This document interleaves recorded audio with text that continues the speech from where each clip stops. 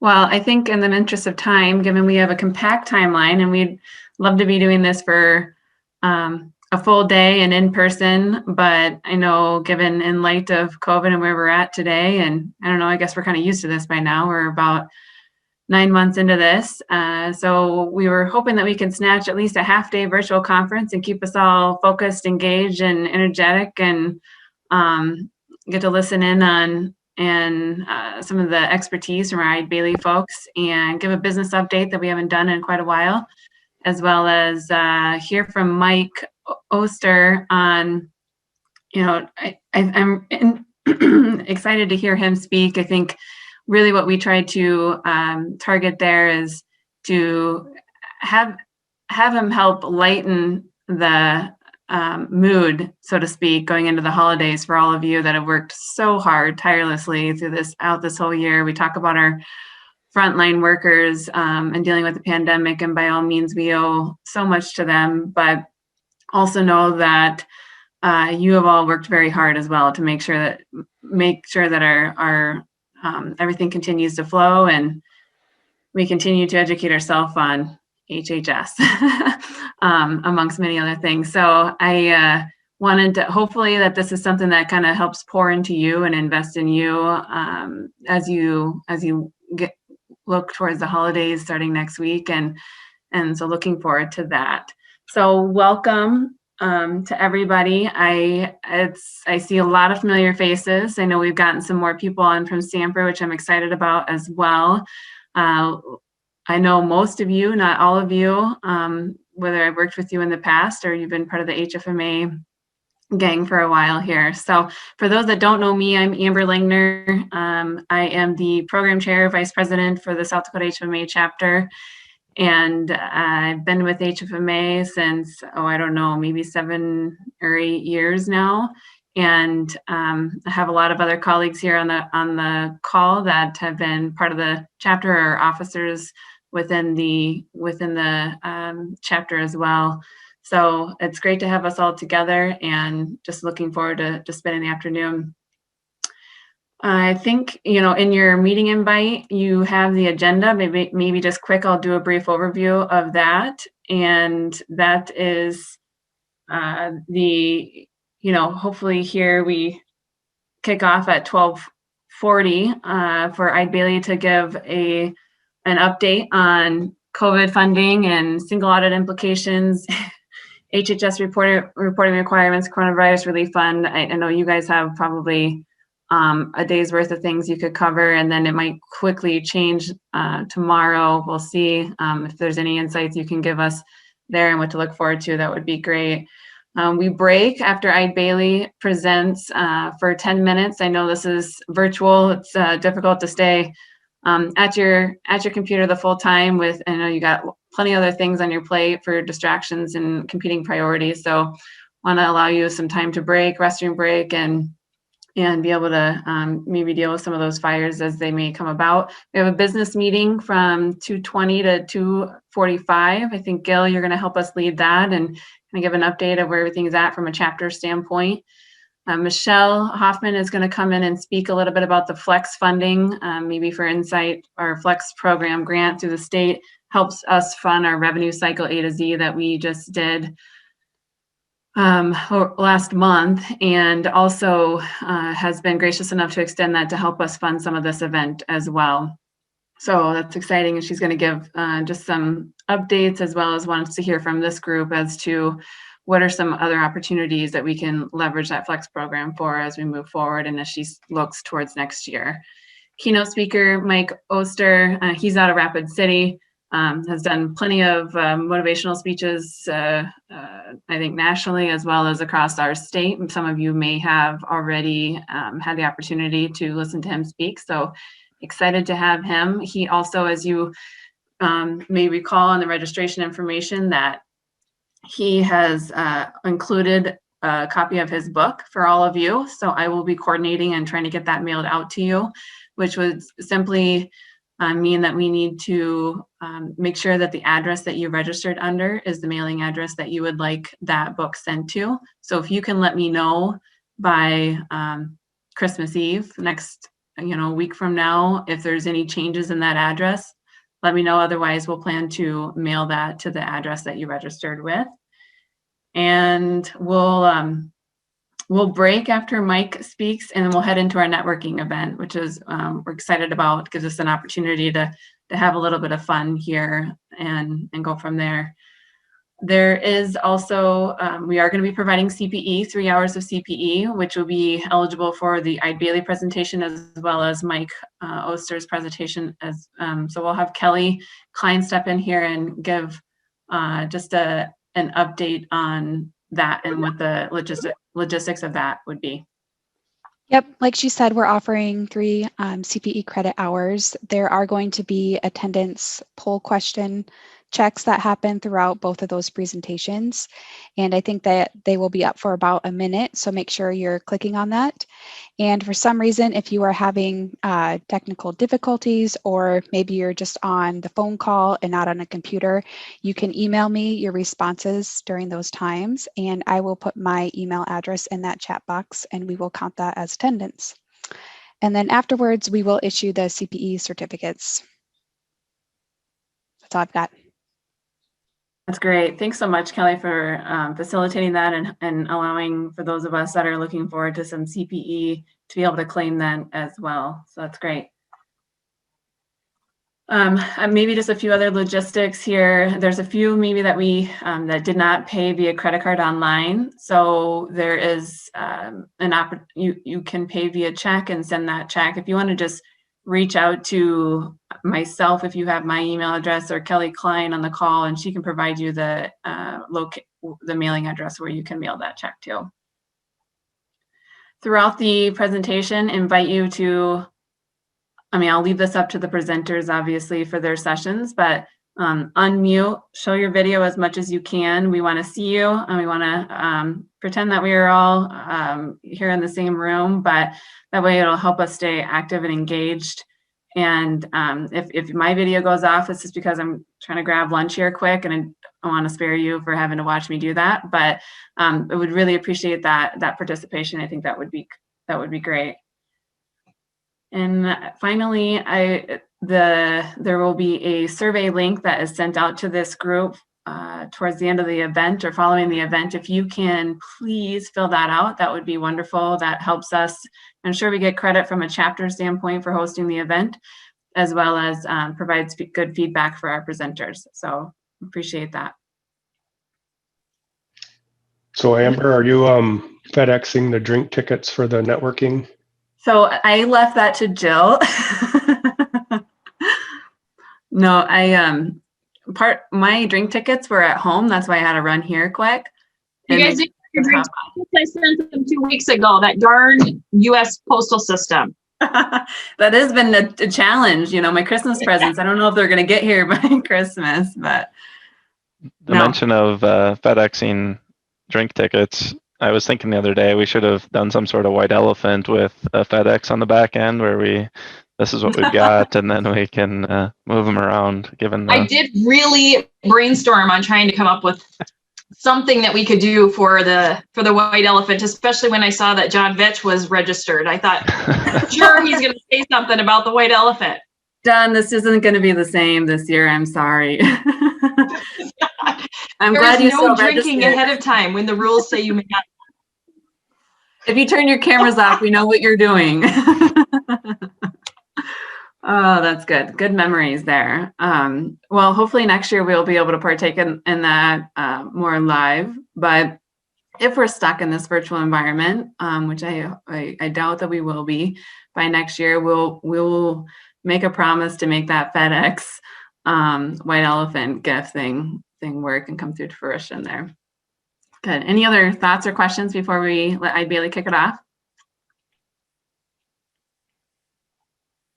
All right. Well, thanks everybody for joining us. I'm really excited about I had 27 registrants for this event, and I think that is a lot more than we've seen in the winter meetings in the past, which is great. So I'm really excited about that. And really, I think travel becomes a barrier in trying to do that too. So look at the bright side. I think we're able to get more participation here from the chapter. So it's exciting. All right.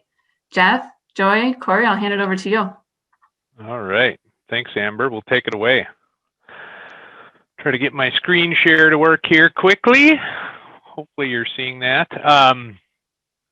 Yeah, thanks for putting this meeting together, to the SDHFMA board and those involved. It's nice to at least have a little bit of virtual interaction in the event we can have the live interaction. I would say when we kick off a meeting, a short meeting of an afternoon with this topic of HHS and COVID stimulus, it is probably a good idea to have drink tickets on the back end of the meeting, because I imagine most of those on the call that are living and breathing this on a day-to-day basis, kind of holding their breath as HHS kicks out new guidance and your numbers change, are probably a little sick and tired of this topic, to be completely honest. But do want to give kind of the latest updates on things related specifically to the Provider Relief Fund program. We'll touch on a few other items.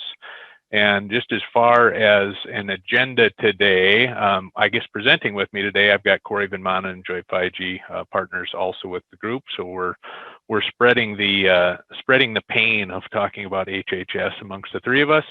As far as an agenda, we want to do at least a quick overview on terms and conditions and some of the nuances of the program.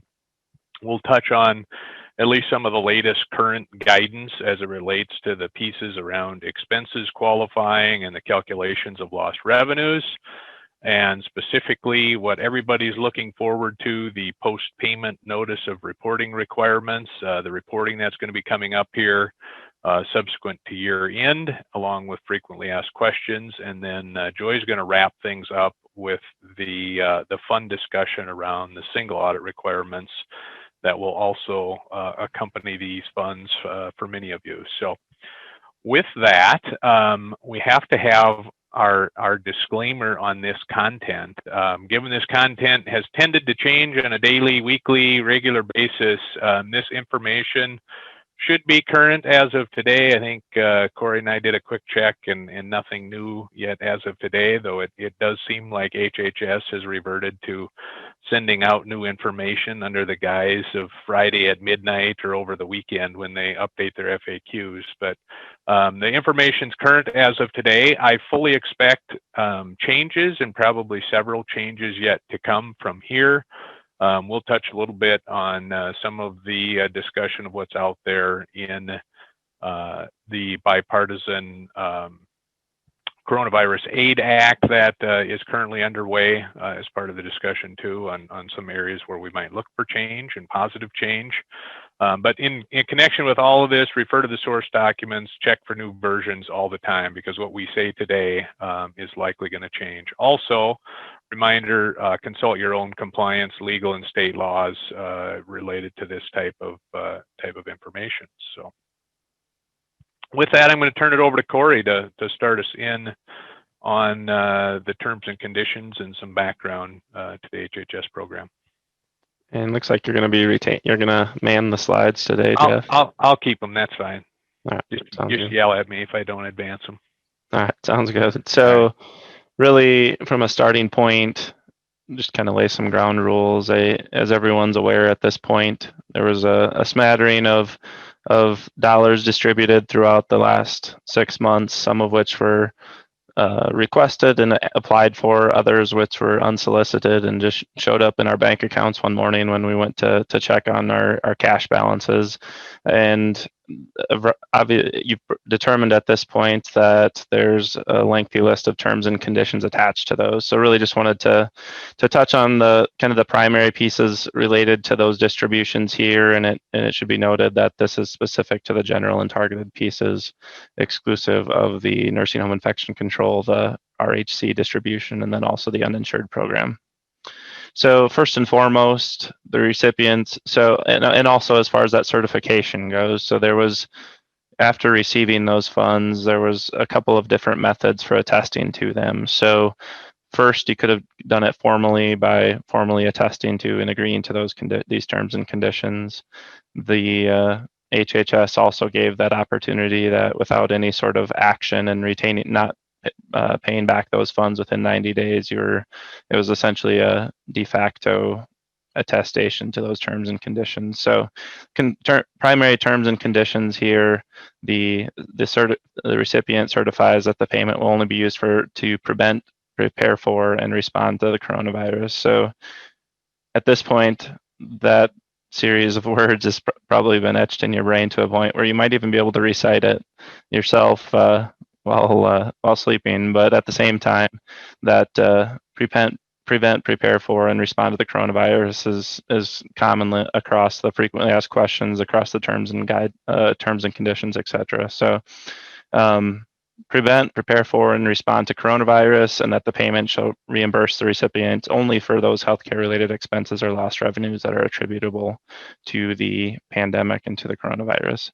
So that's the first piece. The second piece, the recipient certifies that they will not use the payment to reimburse expenses or losses that have been reimbursed from other sources, or that other sources are obligated to reimburse. So primary things I think about there from that avoiding the double dipping concept would be not reporting or including expenses that are also falling or reimbursed under maybe a PPP loan, or maybe a state grant, whether it's a SHIP grant or SADAHO funding, potentially other state funding that might be received.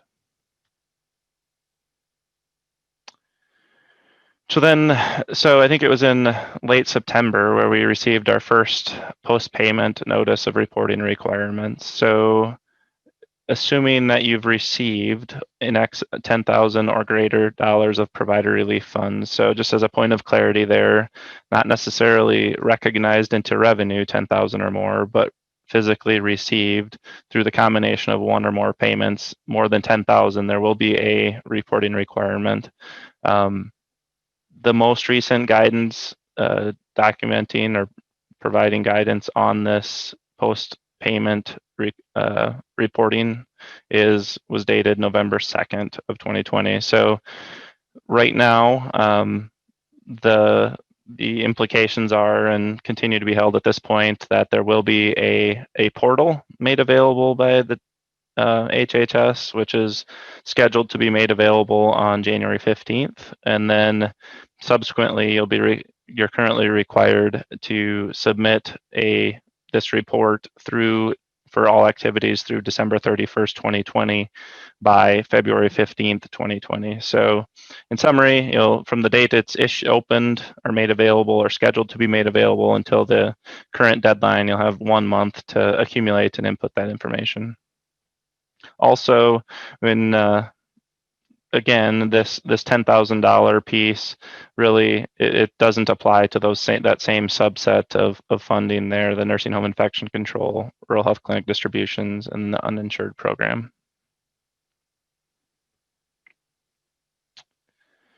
So continuing on with the post-payment notice of reporting requirements specific to expenses. So there's a couple different criteria set up. I don't necessarily know that there's anyone on this call that would fall into either the first two criteria, that being those under 10,000 that wouldn't require reporting, or those that fall within the 10,000 to 500,000 bucket. But anybody in excess of $500,000 received from provider relief funds will have a pretty lengthy detail of reporting requirements as it relates to expenses. So obviously less than 10,000, no report, greater than 10,000, some form of report. If you fall in that $10,000 to $500,000 range, a bit more summarized version. So here the recipients are going to report on the use of those payments by submitting expenses attributable to coronavirus that haven't been reimbursed by other sources. So, and it may include G&A expenses as well as healthcare related operating expenses. And where the difference lies in that 10 to 500 and greater than 500, if you're in that $10,000 to $500,000 range, it really is just those two categories, G&A and healthcare related. But as you'll see on some upcoming slides, as soon as you exceed that $500,000 range, there's a variety of subcategories within G&A and then also healthcare.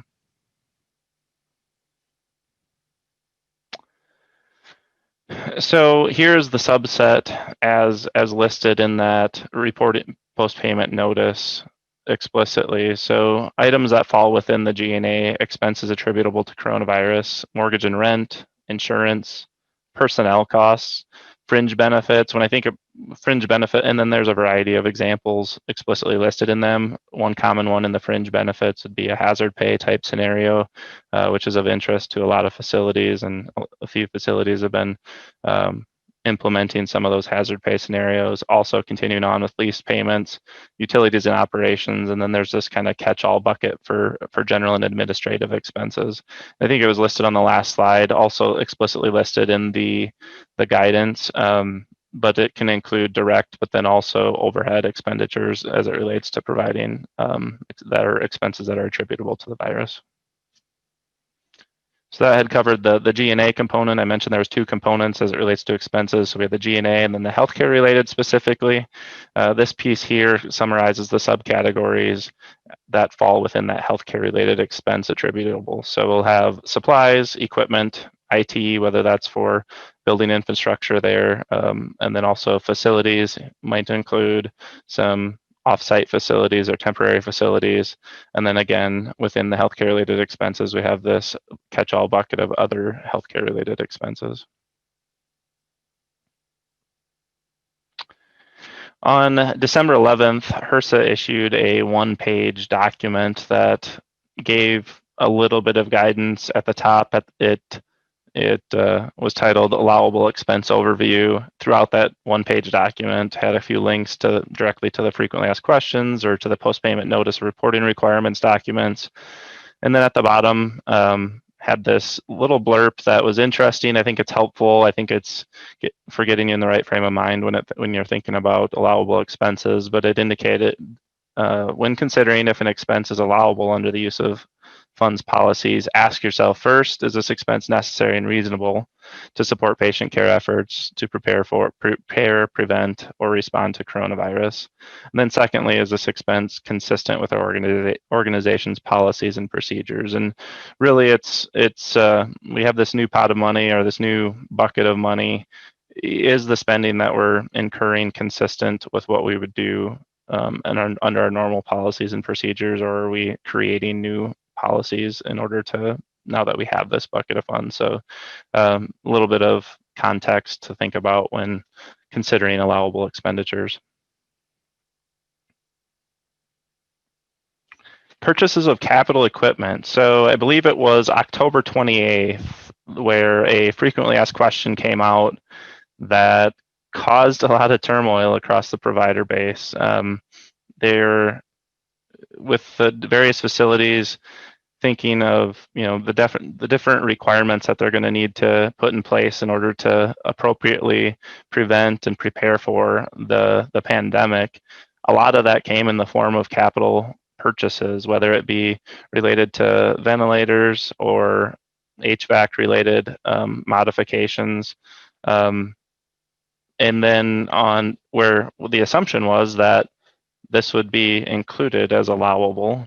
And then on October 28th, there was a frequently asked question that was issued, and it still exists today. Fortunately, they modified it to now reference this November 18th frequently asked question. But that on the October 28th essentially said that the provider relief allowable expenditure there would just be the depreciable amount of that purchase that existed up through which the reporting requirement and back end date currently is June 30, 2021. So would provide a fair amount of limitation in the allowable expenses that were incurred or the cash that was paid out specific to the virus. So fairly welcome, and I think seemingly more practical application of that purchase was issued through this frequently asked question on November 18th. So question was, it's directly in response to that October 28th frequently asked question, which we assumed would only allow a 1.5 years of depreciation. The question is, will the provider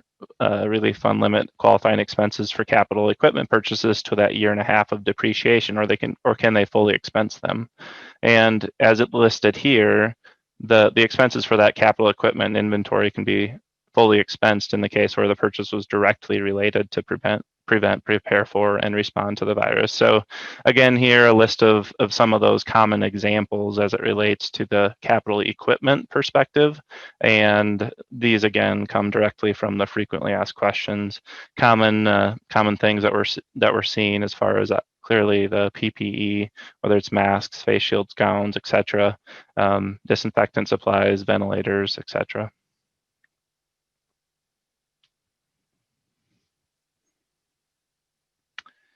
The other frequently asked question that came out on that same 11/18 and really has pretty much the same impact of going from depreciation to now being fully allowable as expenditures under provider relief funds, specific to capital projects. So previously it was capital equipment, here's capital projects. Same overall concept, this then being more focused on that more the capital project nature where it's talking about HVAC systems, modifying maybe potential modifications to the flow of your ER to better allow for containment of the pandemic and virus-related activities, etc.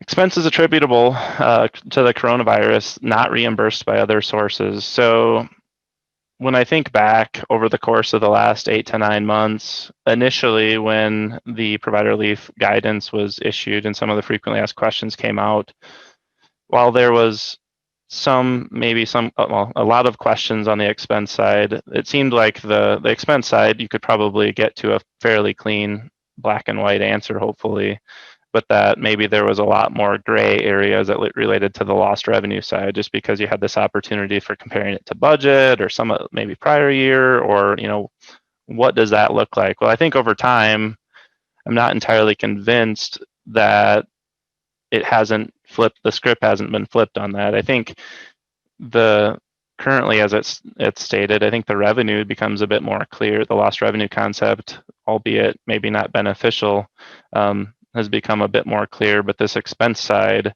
as it relates to reimbursement, as it relates to reimbursed by other sources, has become a bit more gray and certainly much more complex. So must report, as we mentioned in the terms and conditions, report actual expenses incurred above and beyond that which is reimbursed by other sources.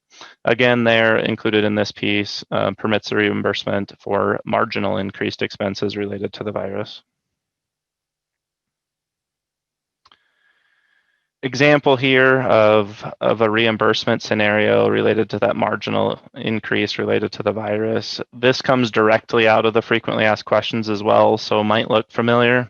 Dollars verbiage directly there, but when we think about it from an incremental profit margin concept, pre-pandemic, we were experiencing an average expense or cost per visit of $80, and now under the current conditions or the pandemic related conditions, we're experiencing that cost per visit has now bumped up to $85. So have an increased cost per visit identified there, and then a few different examples from different payers and responses as to what would be allowable in that particular environment. So in a scenario where you're experiencing reimbursement from Medicaid pre-pandemic of $70, so a $10 deficiency, that increased $5 would be the portion that would be allowable, and that $10 initially, that deficiency or that shortfall, would still wouldn't be considered attributable to the virus.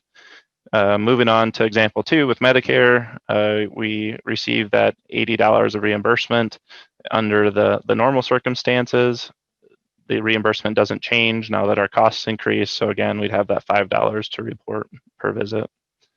On the commercial side, where we received $85 initially, so a $5 margin, now all of a sudden we see a $5 increase in our cost, but the reimbursement isn't increased in response to that. So we'd have that $5 margin would still be available to report that particular component.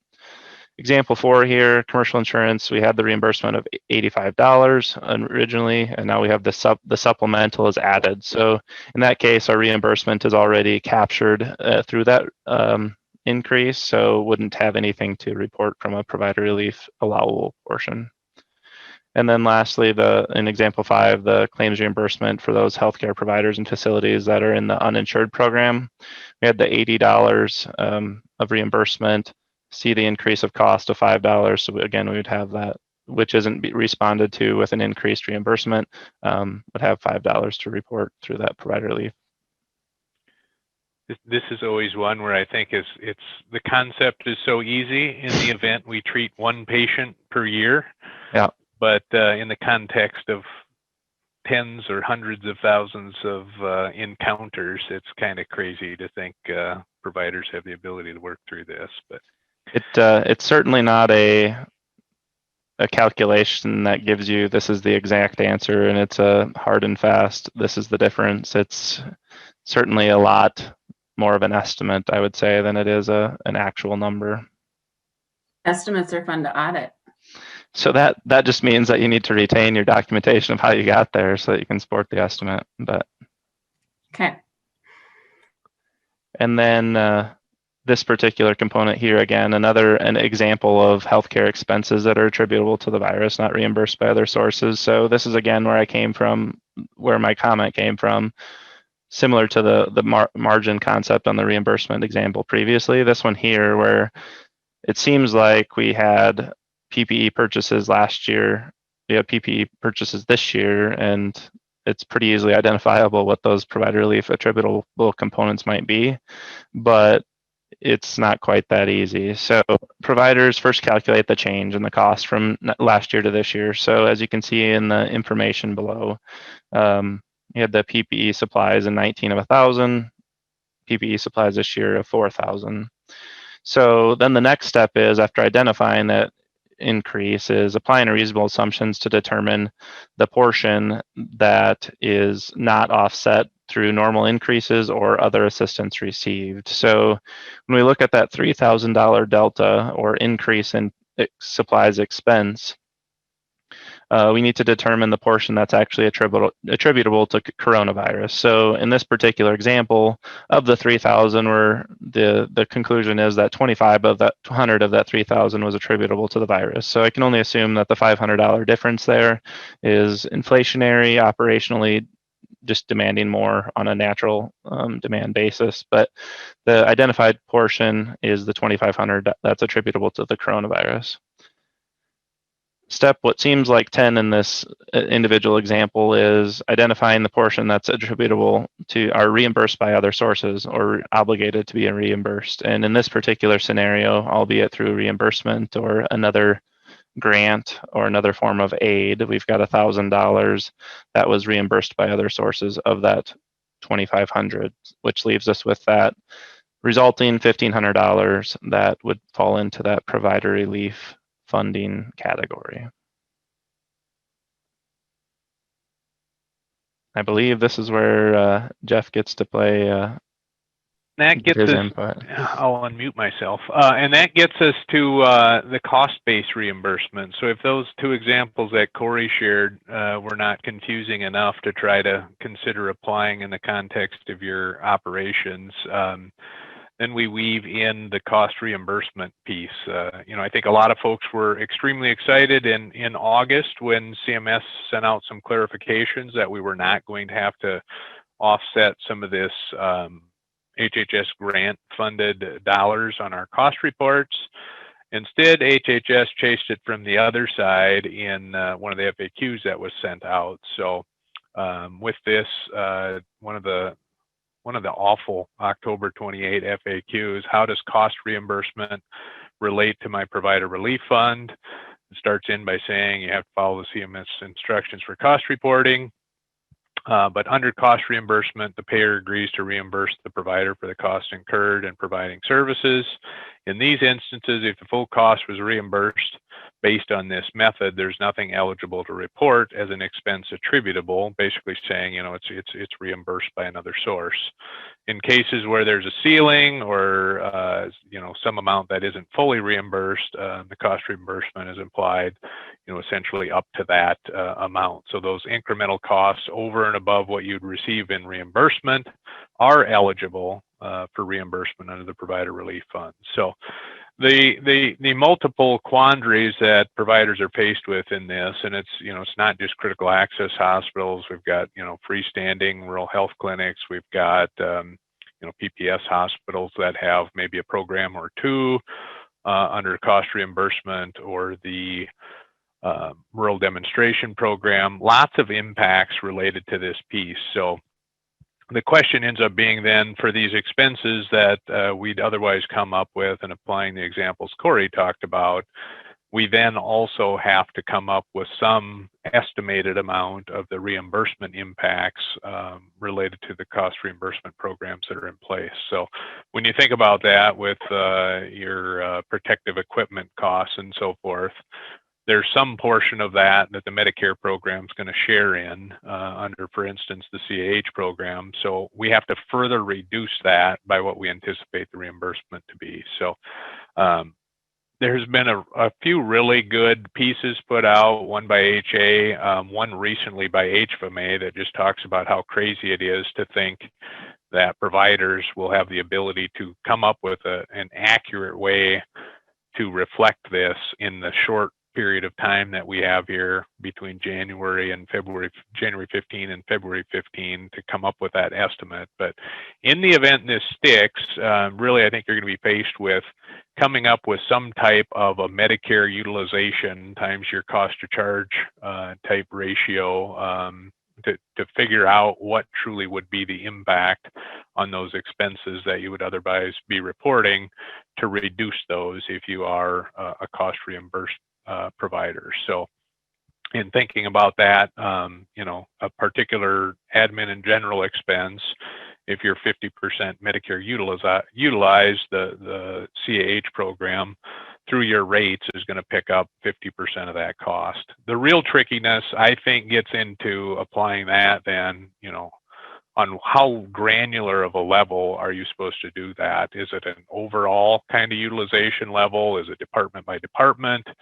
If I'm a June or September year end, am I going to have to try to make some adjustment to get this to fit the calendar year reporting model that we have under the rest of this reporting requirement?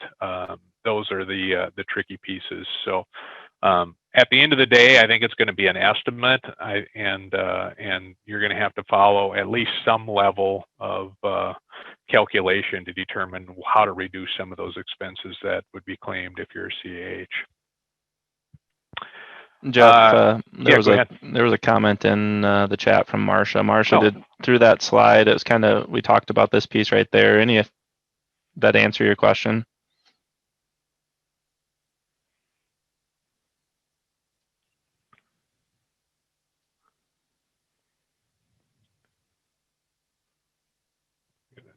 All right. Let's Keep I think it did. I mean, the question was, oh, sorry, she doesn't have the ability to speak, but the question was, are we supposed to somehow carve out expenses reimbursed via the cost report? And if so, do you have any suggestions on how to do that? We're a June 30 fiscal year, but I believe this is a calendar, and I agree that is a calendar, and probably answered that question, but if Yeah, there's additional specific questions. Just to add a little meat to that, maybe, Marcia, I mean, what I would contemplate, I mean, the June year end certainly makes it more difficult if you're going to have to try to equate it to December. It's always going to be an estimate, I think, regardless. So I'd be inclined to use what you would have probably from your June cost report to arrive at. I mean, if you knew what department kind of the expense would otherwise fit in, you could probably use a department utilization from the cost report. If you didn't have that, I think the starting point would be kind of an overall Medicare utilization adjustment for that pieces. So, obviously from department to department, Medicare is going to share in costs differently based on utilization. So those would probably be the first two starting points. If you happen to use a cost report model, something of that nature, you can probably use some of the calculations within that model to kind of come up with, hey, if we add an expense to this department, here's the kind of the reimbursement impact that would flush through. So certainly be glad to, if this sticks, doesn't change, certainly be glad to talk through some avenues to approach that with. So A couple of additional FAQs that came out through, these are some of these late Friday sneak into the weekend updates. So last week, Friday on the 11th, a couple things related to expenses. Most of these are fairly positive. So I think a lot of folks had questions related to personnel expenses. So the first question here, are expenses related to securing and maintaining adequate personnel reimbursable expenses under the Provider Relief Program? So here the answer is yes, positive answer. Expenses incurred by providers to secure and maintain adequate personnel, such as hiring bonuses or retention payments, childcare, transportation, temp housing, are deemed to be COVID-19 related expenses if the activity generating the expense was newly incurred after the declaration of the emergency. So it's still trying to get to the point that it has to be something new or different because of COVID. But from that standpoint, if the expenses were necessary to secure and maintain adequate personnel, they would be allowed. So I know a lot of folks are looking at, Corey mentioned earlier, hazard pay bonuses, retention payments, things of that nature.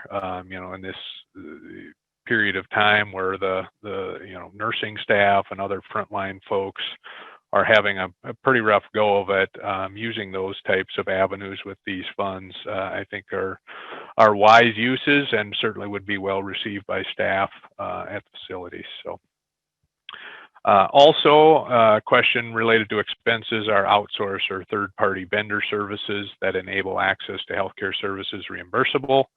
And again, the answer there is yes. So outsourced or third-party vendor services are okay. They list a few examples there. Daily healthcare services and daily operations. So that'd be like nurse staffing and other things of that nature. Food, patient nutrition services, facilities management, laundering, disinfection, anti-contamination. I think these are a lot of things that folks are doing in instances where they're having some third-party contracts in place to do some of those things. So those would qualify. Most of the folks I think on the call probably are not taxable entities, but another one, and for those of you, it's time to check in for CPE. But for those of you that would have a taxable subsidiary, et cetera, this one was somewhat interesting, and HHS considers taxes imposed on the payments to be healthcare related expenses attributable to coronavirus. So if we're getting taxed on the funds we receive, the taxes we then pay, we can use the funds to pay the taxes. So that was kind of an interesting one. So, and I would point out there, that's except for the nursing home infection control distribution payments. So if you have a nursing home, it would include those. Another fairly interesting piece that came out of the FAQs back on the October 28th date related to the order of funds. And there was an FAQ that came out, and it was more recently modified slightly on December 11th as well, but really asking about FEMA funds. And funds from FEMA are generally intended to be the last source of reimbursement. They talk of them as the payer of last resort. However, the post-payment notice of reporting requirements indicates that FEMA would be applied prior to the provider relief fund distribution. So in which order should government funding sources be applied and reported? So the current answer to that FAQ states, as it relates to expenses, providers identify their healthcare related expenses and apply amounts received through other sources. And that includes funds received from FEMA that offset the healthcare related expenses. It goes on to say provider relief fund payments may be applied to the remaining expenses or cost after netting the other funds received or obligated to be received, which offset those expenses. So really pointing out, and there's been a little bit of an arm wrestling on this, depending on which agency you talk to, but in this case, the FEMA funds arguably would be applied first. It doesn't necessarily say you have to pursue the funding from FEMA first, but it says if you are receiving funding, that you would need to consider that as the reimbursement from the other source. Now, FEMA, we did have a conversation with the state FEMA contact, and some folks have registered with FEMA as part of the public emergency.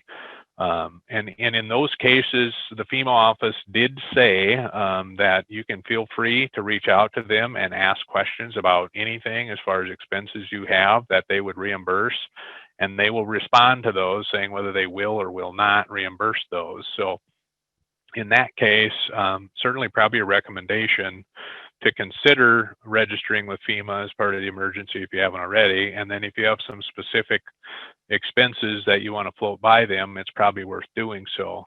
One thing that interesting thoughts within this that I would point out, when we think about FEMA, FEMA likely does not have any limitations related to a cost reimbursement concept. So if FEMA is going to pay for, a $10,000 expense, whatever that might be, there's probably nothing contemplated by them that would suggest you need to reduce it by some sort of reimbursement component. So in keeping that in mind, quite frankly, FEMA maybe could be a favorable funding source for the things that they would be willing to pay for. Now, I would say there's probably some limitations in what they'll pay for compared to maybe some of the expenses that would fit into the context of what we can use HHS funds for. But one consideration out there on that. And then we get into the pieces on lost revenues. So a couple things to point out within that. There was also some bad guidance on October 28th related to kind of the interplay between the healthcare related expenses and lost revenues. And at one point you had to net those items together, but on November 2nd, they must have got a lot of heat over the weekend from October 28th to November 2nd. But they came out and stated that you're no longer required to offset the healthcare related expenses with the lost revenues. The less than desirable piece that had remained from the October 28th guidance is the piece related to how do you arrive at lost revenues. So with that, the calculation under the current rules states that the calculation is on a calendar year basis, regardless of fiscal year end. So if you're a junior in, you're going to have to adjust your look at what these revenues are to a calendar year basis, comparing 2019 to 2020. So and then likewise for the period from January to June of 2021, you'll also be comparing that to the same period back in 2019. So the major detriment there being anybody that planned for any growth, whether you added physicians, added locations, added service lines, maybe built a new patient wing or new, some type of new service, any of the revenues that you were going to, grow from that in 2020, you're not getting credit for under the lost revenue calculation with the October 28th guidance that came out. So the piece on that, I think, to pay attention to is there is the possibility for some change to this yet. This is probably one of the biggest areas where I would say that push for advocacy was needed over the last 5-6 weeks here. So also within the lost revenue reporting, there's the concept of other assistance received, and that is considered revenue in the course of the calculation. So it's part of considering that year-over-year change. So any funding you receive from other programs would be considered as part of that. So this slide goes on to talk about what is considered within that. So first thing listed here, the Treasury SBA and CARES Act PPP program, FEMA related funding, CARES Act testing dollars, local, state, tribal government assistance, business insurance. I think some folks in their insurance policies had pandemic related coverages to some extent built into them, and really anything with other assistance.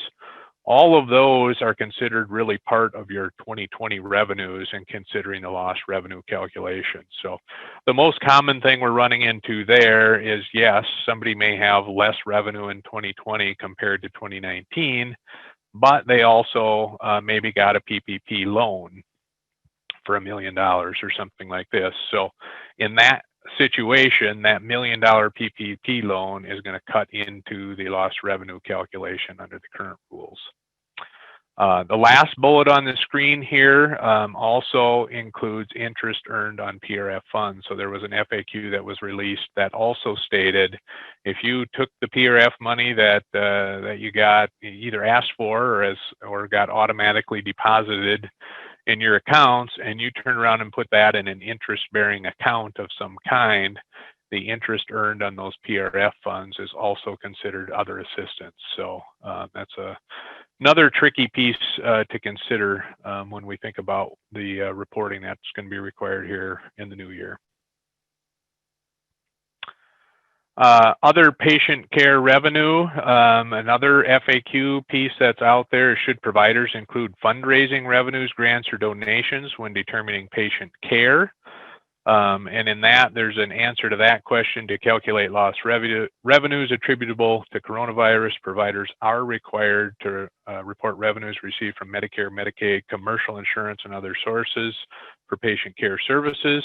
And other sources includes fundraising revenues, grants, or donations if they contribute to funding patient care services. So if they don't relate to funding patient care services, I think they can be excluded in how I would interpret that language. But if you are receiving, sometimes folks receive grants for uncompensated care or things of that nature. If some of those grants you're receiving are care-related grants, they do want you to consider those as part of your lost revenue calculation. And then we get to what we hope might be a Christmas present, I think, coming up when we think about the bipartisan bill. So I wanted to make sure I got to cover this slide instead of Corey or Joy. But when we think of our lost revenues, I think everybody was satisfied with what we had for a definition, or what we thought we could interpret from the definitions back in June and earlier.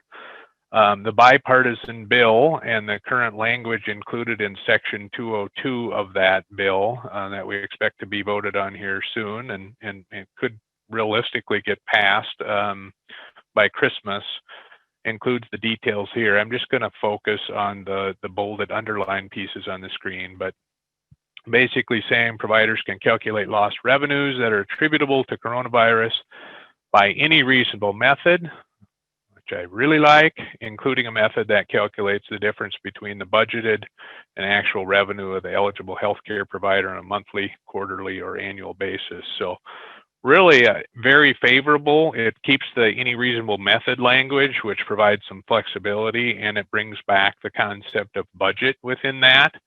And then it also looks at it from the context of monthly, quarterly, or annual basis. So certainly what we found on a monthly basis, April was awful, to say the least.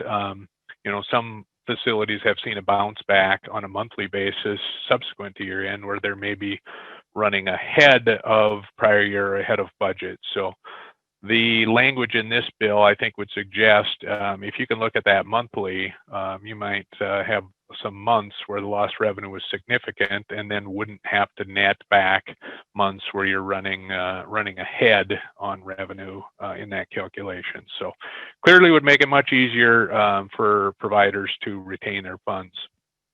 Also, in the case of an eligible healthcare provider that experienced negative net operating income in 2019, a reasonable method for calculating lost revenues that are attributable to coronavirus shall include calculating lost income up to a net gain or loss of 0 in 2020. So basically, bringing in the concept of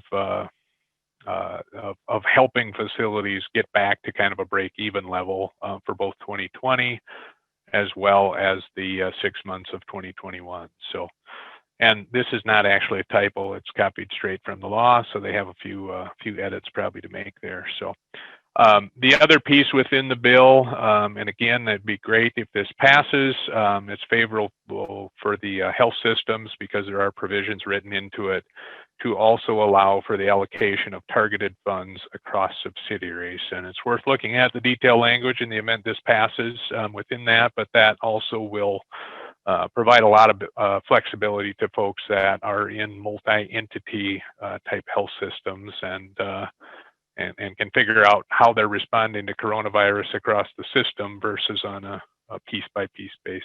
So let's hope this passes and can be a Christmas present for next week. So a couple other items within the FAQs wanted to touch on third-party settlements. This piece basically says if we have a settlement in our 2019 or 2020 revenue data, and it's really something related to a prior period. So we might have had a DISH settlement from 2016 that finally flushed through in 2019 or 2020.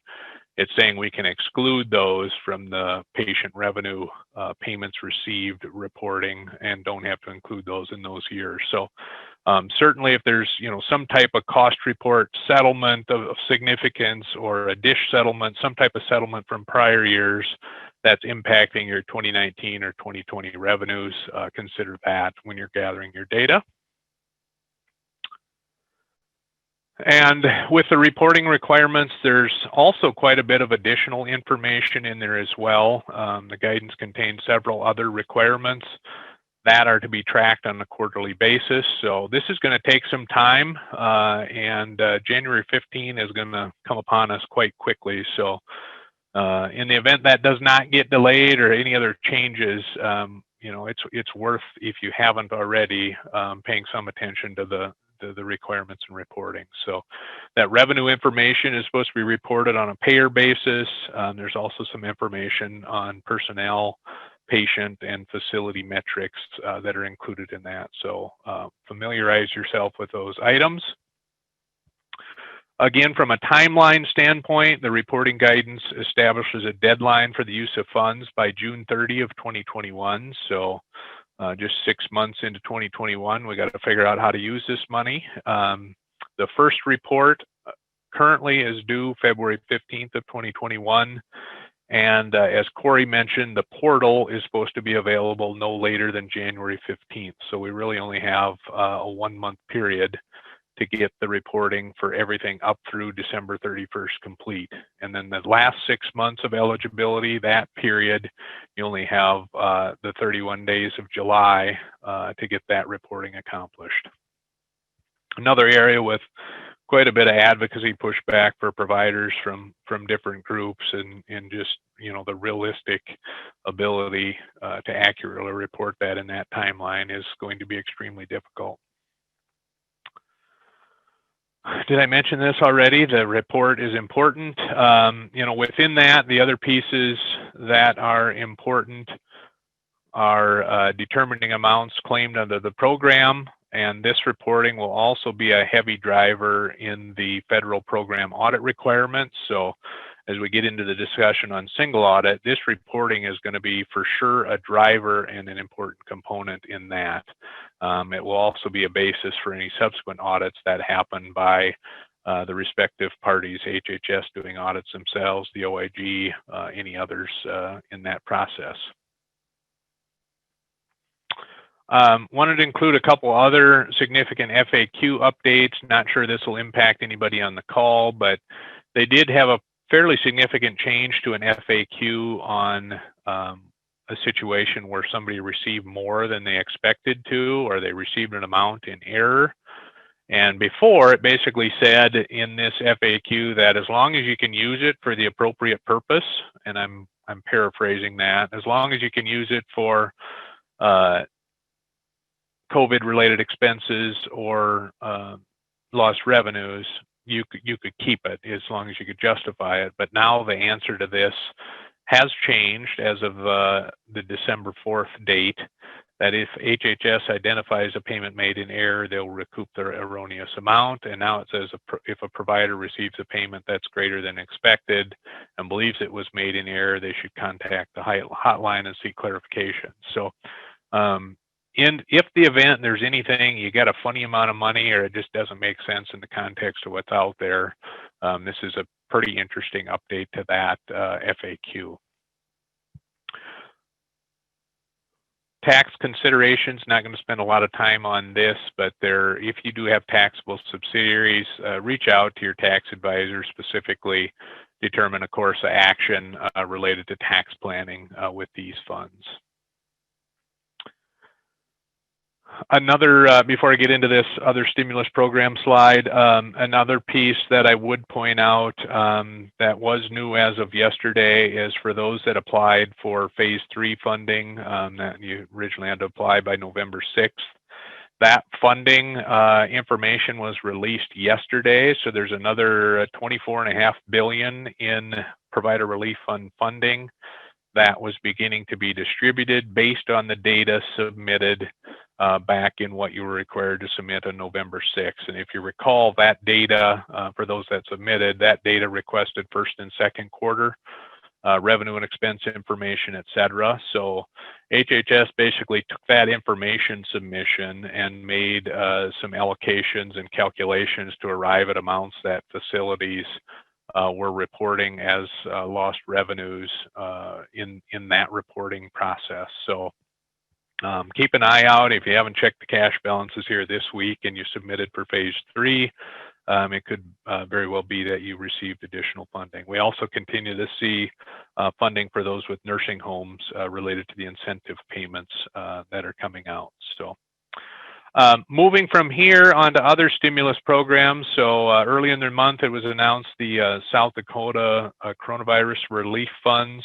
There were a couple programs back out there in October that folks could apply for. The state didn't burn through as much funding under those programs as anticipated. So a couple of new programs were implemented. The high impact and safety net assistance programs, and there's an allocation of $75 million in funding for each of those programs. There's a really small application window that we're in the midst of right now. So by December 20th, you have to apply for these funds. A couple of slides here just with this information if you haven't seen this through anything that SEDAHO has already put out. First of all, the Safety Net Assistance Program, again mentioned $75 million.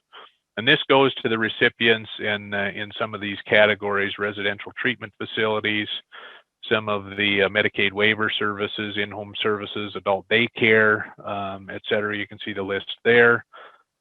Senior meal programs.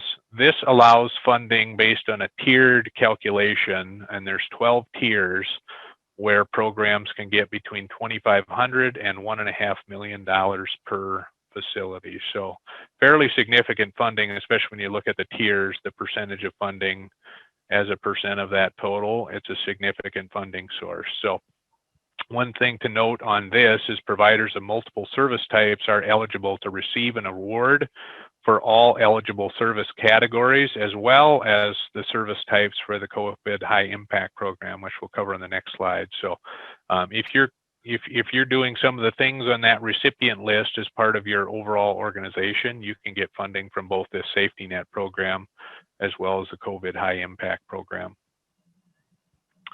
The high impact program is specifically for acute care hospitals, nursing homes, skilled nursing facilities, and assisted living facilities. This one is absolutely great in the fact that it's just a simple per bed based calculation. Hospitals are getting 11,000. This is based on licensed beds, 11,000 per bed. Nursing home 6,400, assisted living 600. You can see the eligibility requirements there. Also within this, unlike round one, eligible providers for high impact are not required to provide services funded through state Medicaid or other state funded programs. So it opens up the window, for instance, to assisted living facilities that do not participate with Medicaid to at least get some of those funding levels. So December 20, if you haven't done so already, I would recommend everybody keep that funding in mind. So those funds are coming from the state. There's still a set of terms and conditions that you sign off for within that. There's a short FAQ document out there that was updated on Monday of this week, which would be worth glancing through. Good thing with this, there are no post-reporting requirements in connection with it. It also doesn't have a limitation on the funding timeline as far as when those funds can be used and so forth. So but yeah, keep that program in mind if you hadn't received information or hadn't worked through the process of applying, or felt like you have so much HHS funds that that maybe you don't need that. It might be a pool of money that's accessible and easier to justify under the rules and regulations than the HHS funds, barring further changes or guidance. So with that, I'm going to turn it over to Joy to talk us through the single audit considerations. Okay, good afternoon. Thanks, Jeff and Corey. So I'm going to shift gears here today, and the information that I'm going to be covered, I'm going to give my own disclosure here, is based on the draft compliance addendum. And just to be clear, this has not yet been released.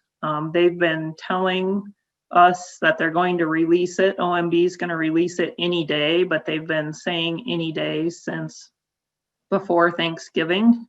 And here we are on December 17th, still waiting.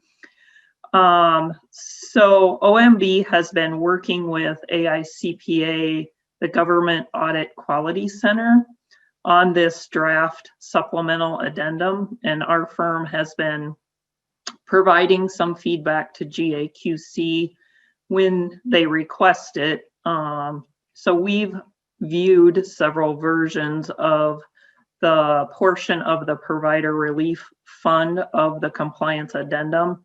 And so I'm going to be covering what we know in draft form as of today.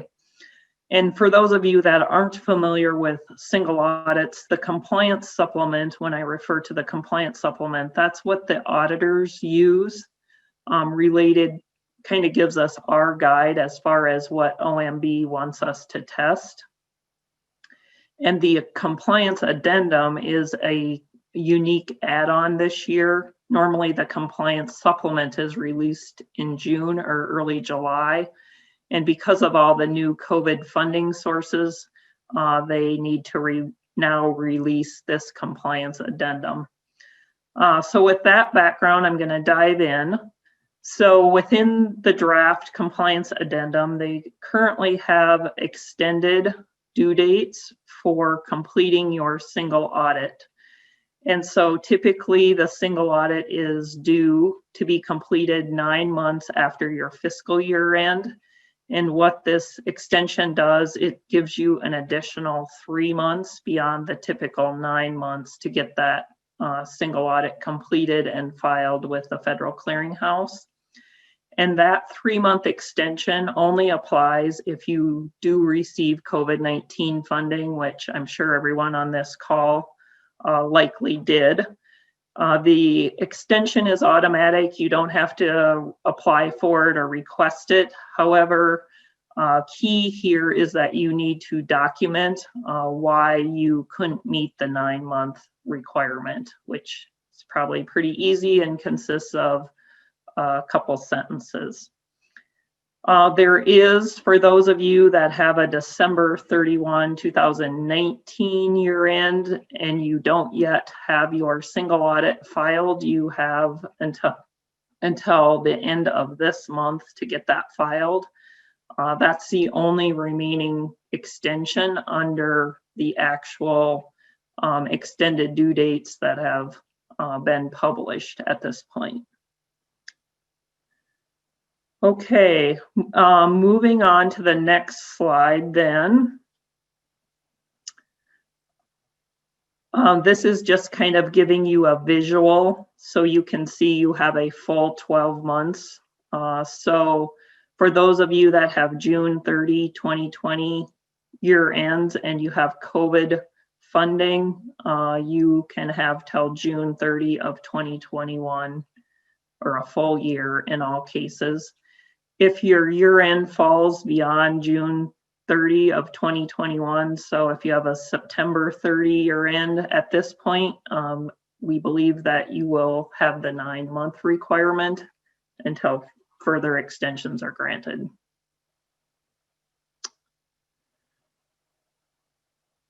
Okay, moving on then, probably the most significant of importance in the compliance supplement as it relates to the provider relief fund is the guidance that they've provided as it relates to what fiscal year or when you report the provider relief fund on the CFA.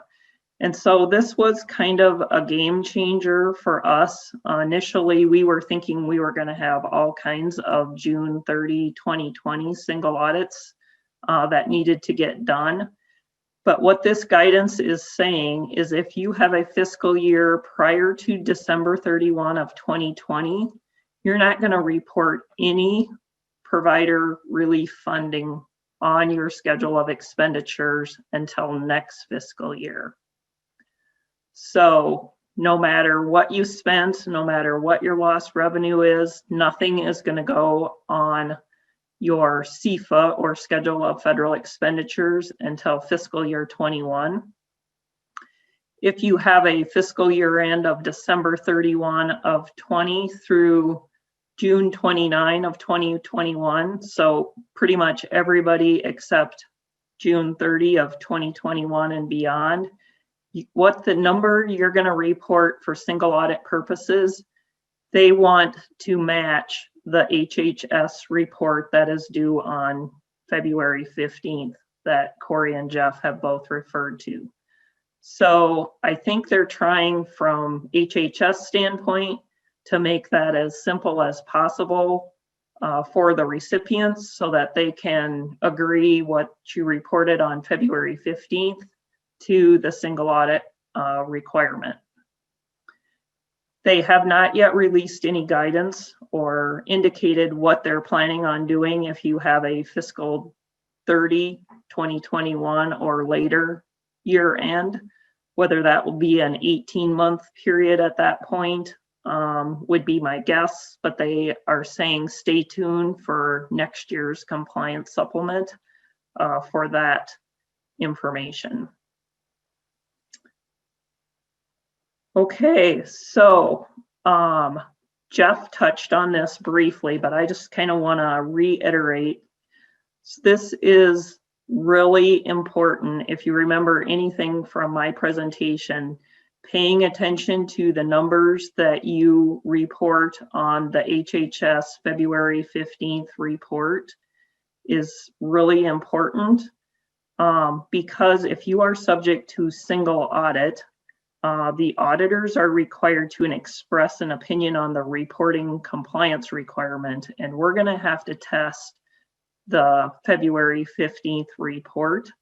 So if you don't get the numbers right on that report, you're going to have a reporting compliance finding for single audit purposes.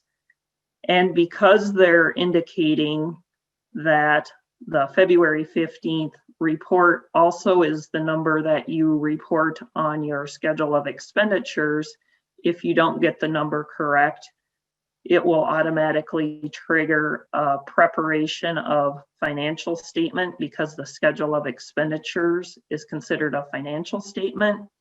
So it will automatically trigger a report finding. So you're going to end up with a financial statement finding and a compliance finding if issues are found with how or what you reported on your February 15th report. So that's kind of the unintended consequences, I believe, of HHS's attempt to make it easy for the recipients and easy for the agency. So the other reminder is you'll want to make sure you're keeping your documentation of all of the numbers that you're reporting on that report to support how you came about. Because as we've talked about previously in our presentation, some of those numbers are going to be estimates, and there will likely also be a disclosure to the schedule of expenditures indicating that the lost revenue, for example, is a significant estimate, or the incremental COVID-19 expenses are a significant estimate. The other challenge with all these different sources of funding that are floating around is making sure that you have your schedule of expenditures complete so that you're including the things that you need to be including on that. Many of the funding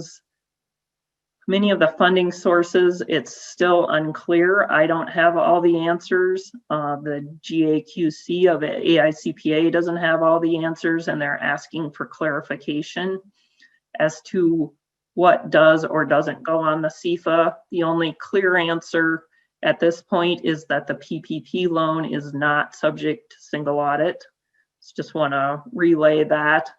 You also need to evaluate your existing funds. So maybe you've had fund grants in the past, but there's been COVID add-ons or they've passed through the state. And so you need to make sure you're considering all of those additional funding sources, whether you've applied for FEMA, getting some CARES Act from the state, which we're still working to get clarification on whether that is subject to single audit or not. So we're gonna just show you a brief CEFA example. They are indicating that similar to when the ARA funding happened several years ago, they do want the COVID-19 segregated on a separate line of your CEFA. So in this example, if you've already received the temporary assistance for needy family grant, and now they've given you some supplemental funding, this is an example of how you could segregate that. And this applies to both the new and the existing programs. So the COVID-19 prefix is recommended or required on both your CEFA and on your data collection forms so that it's easily identifiable as to what is COVID-19 funding. As far as the programs included in the addendum, I've listed those here, some of which don't apply to healthcare and some of which we've already talked about and some of which could apply. The first program is a Department of Justice program, likely won't apply. The CRF funds potentially pass through from the state. Still unclear whether that's going to go on your CEFA in South Dakota's case.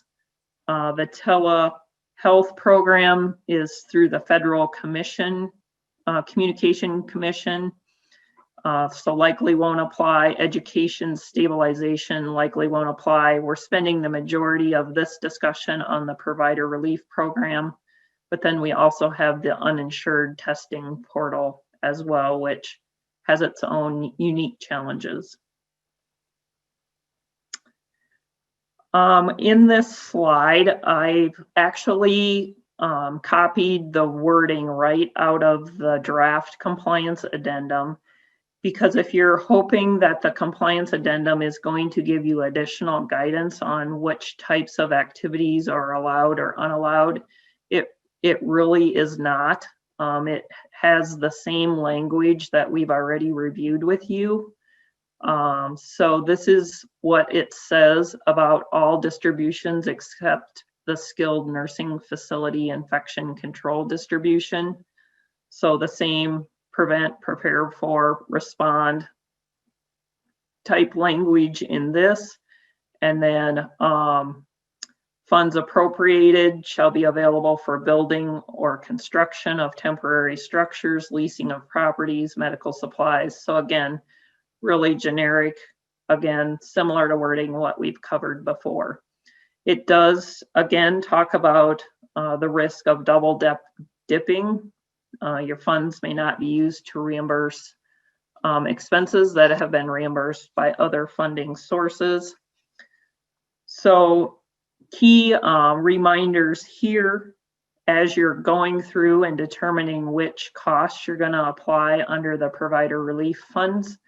Remember, with a single audit, control testing is required to be tested. So if you identify or if you have individuals in charge of identifying which expenses are going to be claimed, You then want to document your oversight or secondary review process so that it's clear that more than one individual has evaluated the criteria and determined what is allowable.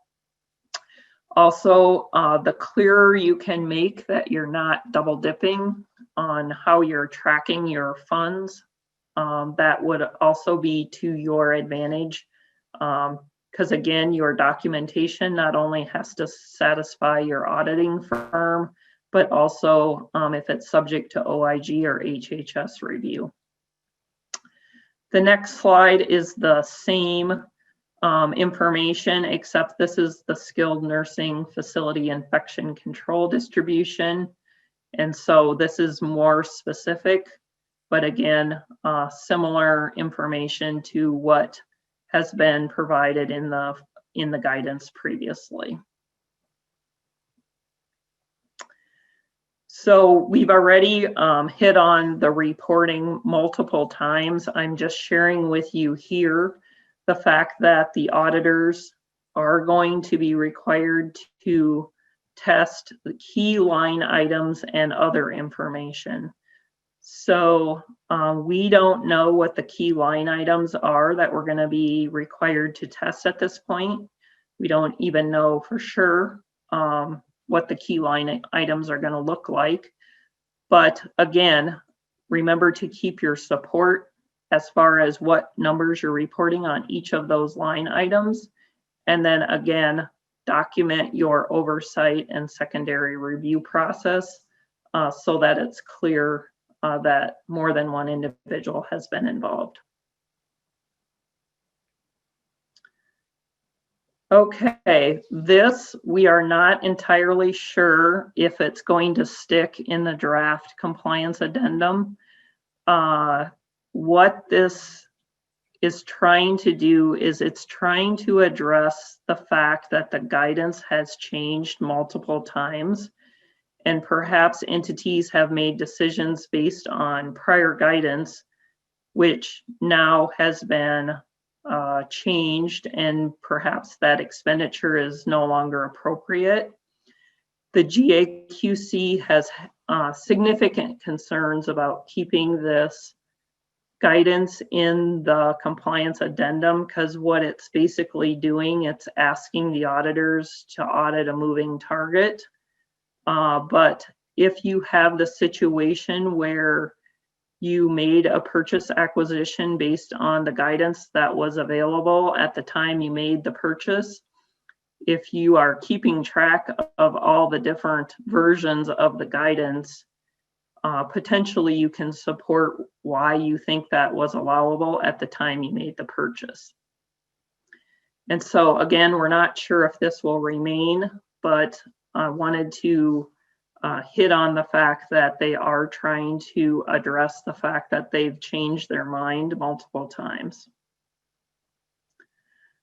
We do have one slide on the for-profit provider relief funds. I did listen to a webcast on this yesterday, and for the for-profit providers, there's actually more unanswered questions than the not-for-profit providers at this point. We're not sure. They use the words annual awards received if the total is over 750. So we're not sure if they actually mean received or if it's expenditures just like the not-for-profit providers. They were not sure about the CFA presentation, whether they're expecting the for-profit CFA presentation to mirror that February 15th reporting requirement, similar to the not-for-profit. We're not sure if the 3-month extension applies to the for-profits. So additional guidance is expected for the for-profits. They did reiterate that it does apply to all HHS awards, not just provider relief fund awards. So if you're a for-profit entity that's received multiple funding sources from HHS, the for-profit audit requirements do apply. They also did confirm that if you have a for-profit subsidiary in what is a normal consolidated financial statement audit, you can elect to keep to include your for-profit subsidiary in the consolidated CFA and audit it all as one, so under your consolidated CFA, or you can elect to do a separate audit. If it was my choice, I would include it in your consolidated audit and not subject your for-profit to a lower materiality level, but you do have the option of having a separate audit. They did spend a fair amount of time on the two options that the for-profit providers have. So you can essentially subject your for-profit provider to the same level as a single audit. So you would have the financial statement audit, your opinion on the schedule of expenditures, your opinion on compliance, and your internal control opinion over compliance, similar to a not-for-profit provider. The other option that's, again, most unclear at this point is what they're referring to as a financial related audit of the award or awards. And so there's been questions submitted to OMB as far as what they actually mean by that. But what we're envisioning is that would consist of a separate statement, and that statement could potentially be named Statement of Costs and Lost Revenue for HHS programs. And that statement would only include the funding that you've received along with notes to that statement. So they're not envisioning a full-blown financial statement audit. So in the case of a for-profit provider, whether it's a dental clinic or some other provider that doesn't typically have a financial statement audit, this could be a good option for them as well as others. So again, waiting for more clarification on the expectations there.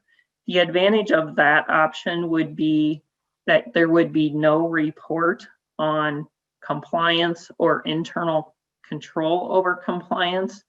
There would only be an opinion on whether you are in compliance with various laws and regulations. And so the potential scrutiny as far as testing could be at a lower level. However, the materiality level is also going to be a consideration if you elect that option. So a lot of unknowns. More to come on that. I wanted to just briefly, this is not related to the compliance addendum, but there are uniform guidance changes that are in effect. I've included the link if you missed our other webcast. Just wanted to remind you of those, and that's for all awards issued after November 12th of 2020. There's a couple provisions in there that are effective immediately, however, and that's this prohibition on certain telecommunications and video surveillance service or equipment, or it's commonly been named as doing business with the enemy. And so the guidance that we've been providing is that you should consider, if you're making these types of purchases, you should consider having your vendors sign a certification similar to what you would have them sign for the current suspension and disbarment requirements, saying that they aren't obtaining their component units from the list of vendors that's listed in this 2 CFR 200-216. So what we have found is there's some very common vendors that actually buy their component parts from these lists of vendors. And so with the new administration, we're not sure this is going to stick.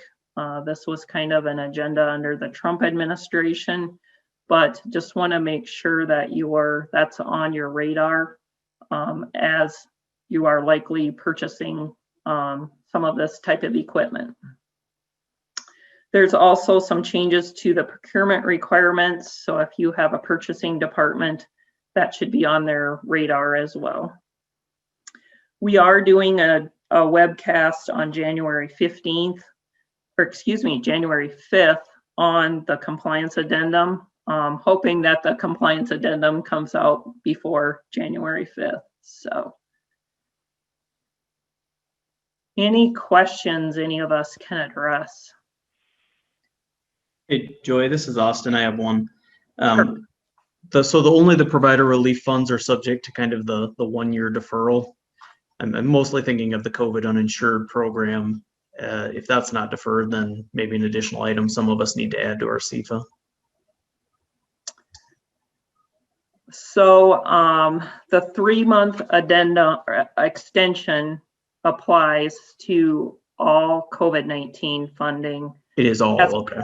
Yes, but if you have the uninsured, then you would need to put that on your CEFA. The only specific CEFA exception is provider relief funding, as far as what goes on the CEFA. Does that address your question? Yeah, it does. I don't think the uninsured program really started paying significant amounts until after June, but probably Right. something that might be overlooked. That's an excellent point.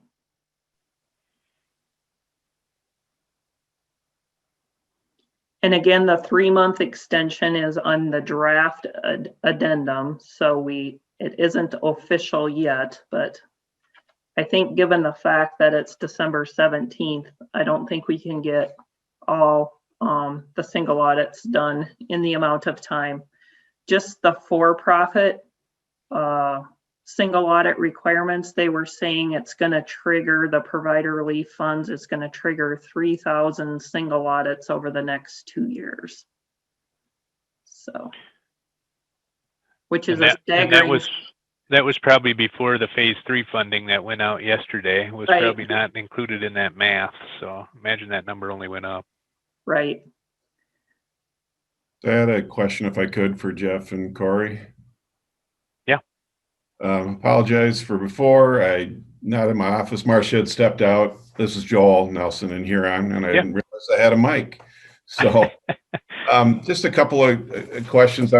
It's not the first seminar I've heard on this or, presentation, obviously. I'm just trying to kind of wrap my head around it as I'm the one who does the cost report. Yep. The reporting portal, it opens on the 15th. Do we know what that it's going to look like yet? I mean, as far as what those data elements are actually going to look like that we have to input, and if there's supporting documentation that needs to go along with it at that time? Really, the only valuable information we have, and we've seen no inkling or drafts of anything from this through any of our connections or anything else. And we've got a member right now on the AICPA healthcare expert panel that's got a little closer look at times to this. Know some folks as well on the HFMA Principles and Practice Board. But the best we have is that November 2nd document, which is, when you look at that thing, it's only like 6 pages long. Right. So that's the best information we have to date. I assume they're going to want to have at least some level of supporting documents included. If you applied for phase 3, for instance, Joel, I think you had ability or opportunity to drop in some supporting information for that first and second quarter information with that phase 3 application. Right. I think it's going to be probably somewhat similar to that. That's my own opinion. That's my own, guess or judgment, but that's probably the level of detail or type of information that it would be. Okay. I want to see if I've got this on a macro level, if you'll indulge me for a second.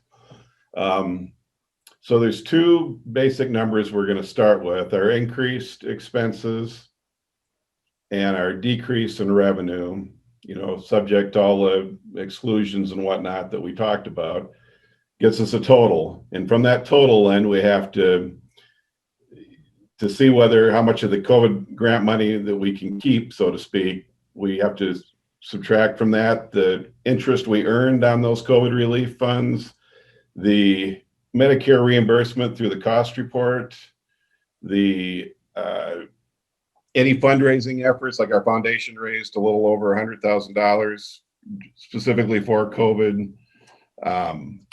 Any other grants that we got, the Sadaho grant, would this money from the state count against that as well?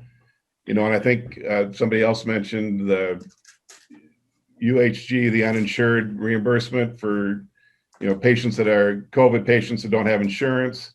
And then any forgiveness from the PPP loan, which, what do we do if we haven't gotten a determination yet by February 15th? I mean, Right.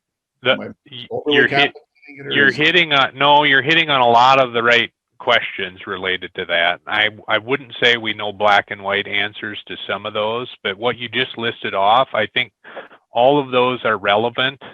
Depending on the specifics of like the donations you've received, there might be some that could be excluded.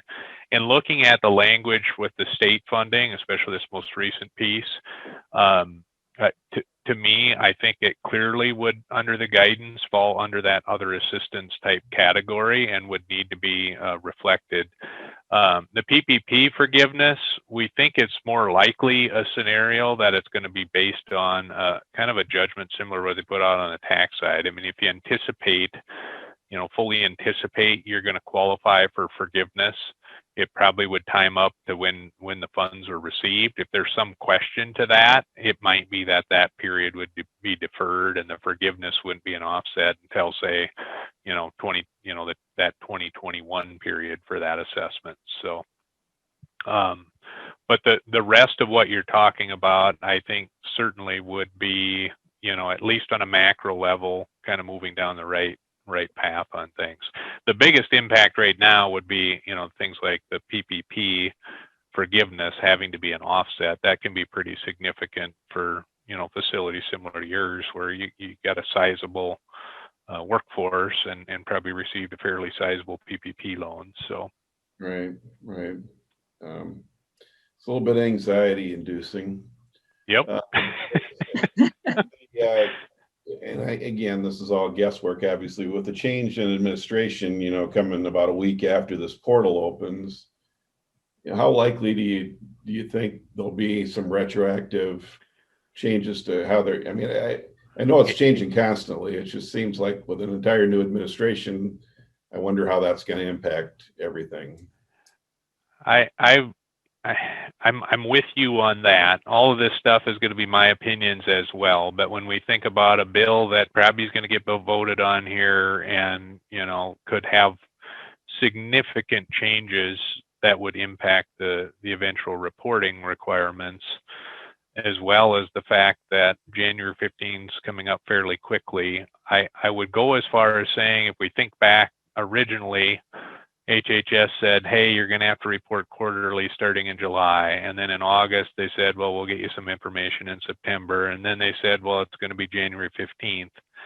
They haven't necessarily hit any deadlines yet with anything that they said they were going to put out. So my own opinion, certainly if the law changes, my own opinion would think there's going to be more to come on this. But for the time being, it's just hard not to advise, starting to get the legwork to at least have a foundation for where would I go about pulling the information that it seems like I'm going to have to report. I think, I don't think there's going to be a situation where they take the reporting requirements away altogether. So there's going to be some type of reporting requirements in all likelihood. So I think I would advise against, kind of the stick your head in the sand and wait and hope for the best. But I do think it's highly likely there'll be changes, and at least moderately likely that there could be some changes in the timelines on some of this that are out there. So one last question, then I'll stop. But got to thinking, you talked about interest earned on these provider relief fund payments. We also applied for and received, an advance payment, which we basically just parked in the bank. And they've deferred, when they're going to recoup that. So would you think that interest income we've earned on that would need to be applied against us as well? I don't know the answer to that, Joel. It's not specifically stated, so my initial argument would be that an argument could be made that you wouldn't have to consider the interest on those funds, that you would only consider the interest on the PRF funds. You know, there's nothing, and again, within that, there's nothing to say just because I had a reserve of $1 million for something else that any interest earnings are going to somehow be an offset. So to me, that's a different pool or bucket of money that would be separately considered in this. Okay, that's what I was kind of thinking, but. All right, thank you. Yep, absolutely. Thanks, Jeff, Corey, and Joy. I'd love to spend another couple of hours going through the list of questions I wrote down as well. I think there's just a lot of moving pieces, and then it'll maybe hopefully shift tomorrow significantly, which causes its own set of new challenges. So more to come. We'll see a webinar or something come out post tomorrow if there's some significant changes, and we'll be able to wrestle through those at that time. I'm Really sure appreciate there's more to come. Yeah, thanks. Yeah, Amber. really appreciate you guys kicking off our winter meeting session here, and it was very informative. Thanks for All right. having us. Yeah, Yeah. thanks much. All right, we'll go ahead and break. I know we said we were going to break between 2:10 and 2:20 Central Time. Let's go ahead, and I think we can give ourselves to 2:25, the business meeting. We can try to narrow that maybe for another 5 minutes there, Gail, and reduce that by 5 minutes. Does that sound good? Sounds great. Okay, we'll see you back here at 2:25 Central Time.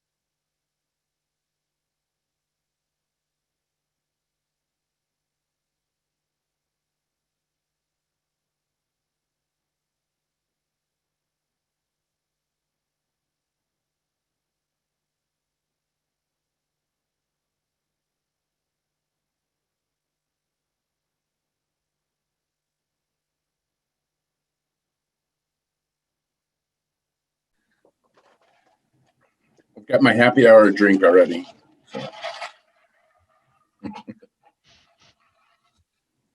What's in there? Gil, are you sharing? Little ice. Ice drink. Nice. I went for the afternoon coffee. Must have expedited your drink ticket shipment. Well, should we get started? Since it's it looks like I'm on Mountain Time. Looks like 2:26. So Yeah, you're perfectly fine, Gil. Go ahead. okay. Well, again, thanks Amber, Shelby, Jill, for helping organize this nice event. It was great information from iBailey. And again, virtual winter meeting. It's not kind of intuitive what we usually want to do. It's really always nice to see everybody and do the white elephant exchange, but you know, the circumstances with this year, virtual's kind of the way I've seen even with other HFMA chapters. Everybody's kind of even talking about the next meeting that we'll have in the spring, going all virtual probably. Again, I'll leave that with Amber and her report. But consent agenda, Austin, did you, with the minutes? Otherwise, we can always do those if we want in April. Yeah, I think we only have the agenda from last time. We could approve that agenda, or we can, like you said, proceed with the April meeting. Okay. Why don't we just go with the April meeting? We'll just bring it there. And then Kelly, and I know I'm going to get this wrong, Kelly Klein. That's right. Was a financial. Definitely want to get that. Again, congratulations. Yeah, thank you. Those are nice pictures. I saw those for your wedding day. Well, and I like the background also. Thank you. Did you want me to give the financial report right now? Yes. Yep. Did you want to pull up any of the reports I sent you? I can try. That's what I was wondering. I don't have a lot to report because there really wasn't a whole lot of activity for this fiscal year yet, but I did make a couple of notes on my end for things that we'll see in the next couple months as far as processing some of the expenses for this meeting and some things that are going on that maybe Amber can give a little update that we might get to use some funding elsewhere to help pay for some of these costs. Let me see here. And I could probably share my screen too. Sure. Yep. Go ahead. Okay, I gotta get it pulled up a second.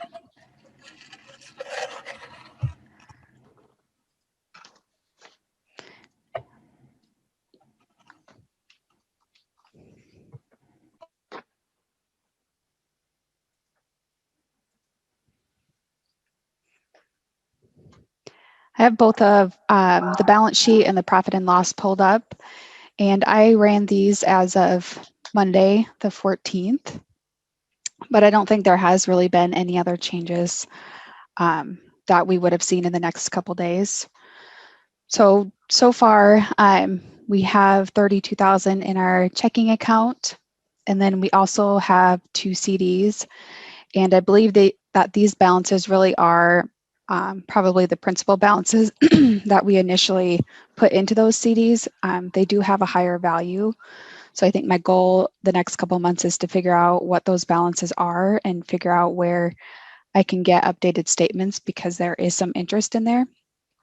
So they are actually a little bit higher than the amount shown here. We don't have any receivables listed yet or any other prepaids. Sometimes we prepay expenses for some of the events happening, but with the change in everything, some of that has really helped our cash flow as far as how much money we do have. We did issue a check last week to pay Eide Bailly for the revenue cycle training that had happened. So that was around $13,000. And I think that we were going to get some funding for that from the state, if that's right, Amber. Yep, that's correct. Okay. And then on the profit and loss, so this budget amount would be the budget that would have been approved through December 14th in the amounts listed here. So you can see that there really is a lot of big changes because when we did this budget, it was kind of pre-COVID.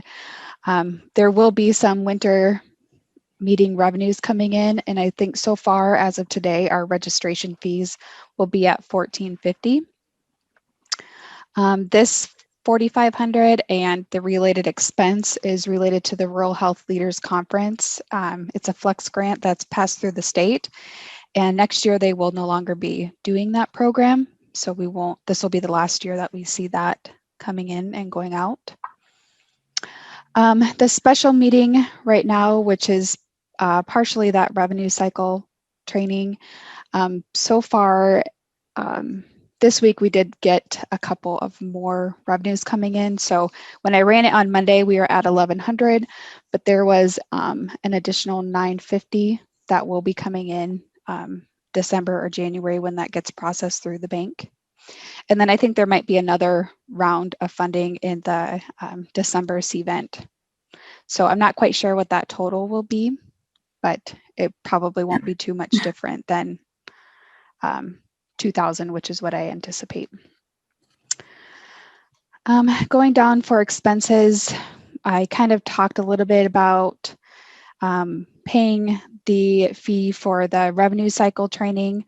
So that's not in here yet because it hasn't cleared the bank, but that was $13,300. And I think, Amber, if you want to just jump in quick and let us know our conversations that we had going on with the state and how we might be able to reuse some of those funds to help cover those costs.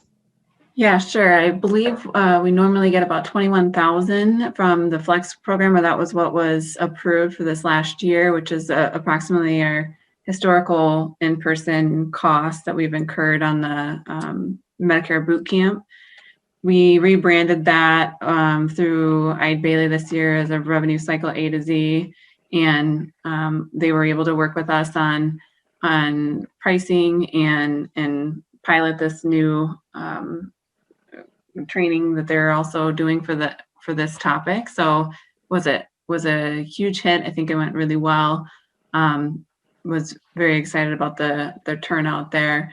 The cost of that was, to Kelly's point, about 13,000 that we will be getting reimbursed for the Flex program. So what we did is asked, can the remainder of that Flex program help fund some of the additional meeting costs that we are incurring, including the cost of today's event. So today's costs relating to any speaker fees are going to be covered by that Flex program, which is very helpful. That is. They were really great to work with as far as looking at this event and what our agenda was and identifying ways that we could reutilize the funds that we had thought we were going to get. As far as other things within the budget, we were not able to attend the leadership training, but the costs listed here were some of, we had one member that had purchased their flights already, and to get the refund, there was some costs related to that. So I netted the expense down there. The Member Recognition Award, we did pay a lifetime membership for Dave Gearing, I think is how you say his name. And then we did have one scholarship that we paid out this year. And I think that's pretty much where we're sitting at with expenses. Every time we process something through CVent, there is a small fee. So I started segregating that out so that when we get to next year, we know what our fees are when we use CVent. So far there has been $30.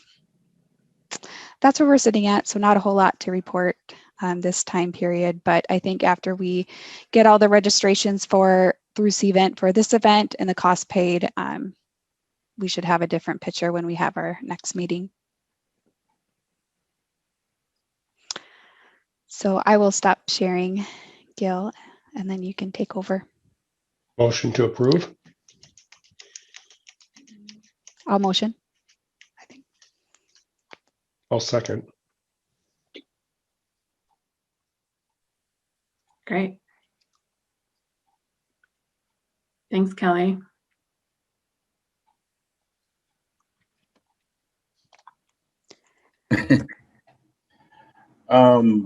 Again, thanks, Kelly, for that. Review community reports from chairs. Corey, membership. I was just going to access the website. I have the numbers on the top of my head, so I think it should be fine. Beginning of period membership count, including enterprise and individual members, was 122, I believe.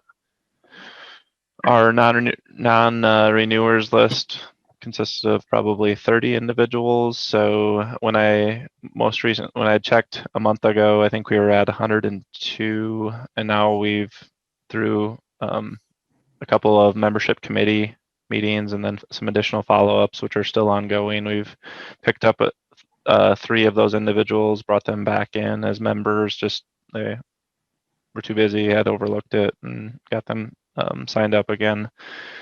I think right now, I had requested updates from the group, the committee membership committee group. So I'm still waiting on a couple of updates, but I think there's for sure 2 more that we've got that I would expect to see renewing their membership in the near term. I've also charged them with identifying it. We've talked over the last couple of meetings about some of the scholarships. It was an idea that we had kind of floated, I don't know if it was a year and a half ago now, maybe at LTC, and kind of discussed that process, and have continued to kind of look through it. Right, as Kelly mentioned, we've paid a half scholarship for this year at this point. Still looking for potentially another individual then from from Sanford. That one was within Sanford. We had talked about doing 5 total, 3 within the systems, whether it was a full or half scholarship, and then 2 outside of that. So I haven't had a lot of great luck initially, because we're trying to focus on people that haven't been members historically. So trying to get more people plugged in and engaged in the chapter. So I have, as far as the membership committee chapter goes, I have a member from each of the systems in the state. So I have charged them with trying to reach out, identify individuals that might make sense, or continue to think about how that works. So I've got a few on the list. Some are on the call. We can add from the Sanford side. beautiful. If you wouldn't mind communicating that to Jessica and myself, clearly. And she was our scholarship too, wasn't she? Shelby is the one. All right. Woohoo! Our communication chair. You bet. She has Glad earned to that be here. scholarship. I will tell you that. So, and I am happy to pass around the non-renewers list. I know there's a number of them on there that it's a little bit of a tough year, budget-wise, just trying to get over the hurdle of a $430 to $500 membership, depending on whether you're a vendor or a provider, and trying to find that involvement and where that you can get your value. I don't know what everyone else on the call's thoughts are, and I don't need to waste any more time for membership, but I think I've found a lot of value probably more recently since the pandemic started. And I think it's probably just because I customized my email feed, but the daily emails, I've gotten a lot more value, I think, in the last probably 8 months than I have in the last 6 years before that, just from a value perspective. But that's just my personal experience. I think Could we that call we've that done. could we call it a COVID expense and have people recognize that under HHS? Because I agree that those emails that come through on HFMA have provided a lot of good feedback, from an accounting standpoint. But maybe I'm reaching here. No. Well, we do have auditors on the call, and Corey can weigh in on if that's an allowable cost, but I would say go for it. Give it a whirl. Immaterial. But I think that works for me, not for Joy. I understand. I think that I feel like we're starting to generate some more excitement around HFMA within Sanford, which is good. And I think we're getting some more interest level there too. I think that the virtual and COVID environment altogether has caused us the need to reach out to our network and stress the importance of having a network within our colleagues, vendors, peers in the state. So, and especially when it comes to discussions with SEDAHO and all of that, and the coronavirus relief funds, just being connected and aligned is very helpful. So I have appreciated that from an HFMA standpoint. So hopefully we can continue to generate interest there. Yeah, and like I said, right now I think we're at 105. I expect at least a couple more that we've already discussed with that are planning to renew. That being said, it's probably offset by a couple individuals that are current members that I've heard their primary membership is to see people that they used to work with and whatever, and they're not getting that when they do virtual stuff as much. So we're intending to let their membership lapse. So it's, I mean, it's a little bit all over the board. That being said, like I said, I've got the non-renewers list. If anyone's interested in seeing it, that's fine. I know there's a number of individuals on there that have either moved on, retired, and we're trying to pursue the individuals that have filled that role, I guess, for lack of better terms, if it makes sense for them. So that's where we're at. Sounds good. And Amber, program education.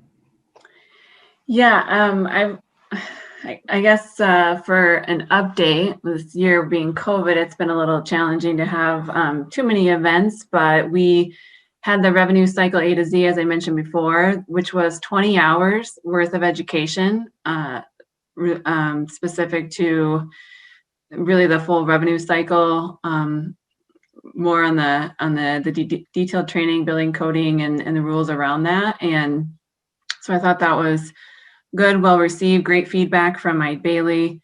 I think that it went off for the most part without a hitch. I think, Shelby, where we are about 20 to at least 20 to 25 participants in that. And we got great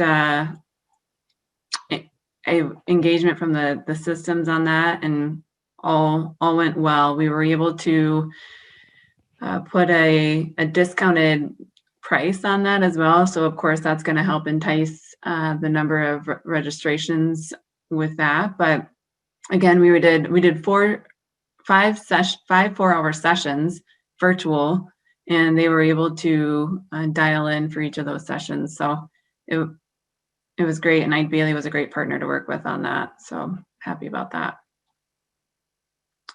I'd recommend that we look towards that for next year as well. This meeting obviously is a key happening in our normal annual agenda. Then our next event is in March. Jill, keep me honest. Jill, March 20. I think it's a 23rd, 24th, 25th, something like that week anyway. Yeah, I think I have it on my calendar anyway as the 25th and 26th, which is Thursday, Friday. So we can refine that once we get closer and get the planning going there. I think, Gil, you made a mention of, is that going to be a virtual in-person event? I think right now our operating assumption is to maintain it as a in-person event. We might be able to explore some virtual options that Jill and I can take offline. I have heard of other chapters doing a hybrid approach. It will take some coordination, but all of these events do. So we'll take a look at that. But as for the spring meeting, you may recall recently we've been collaborating with AHEM on that, and really, honestly, probably I've followed Jill, your lead on that program and how HFMA can complement AHEM and vice versa on having a successful event there.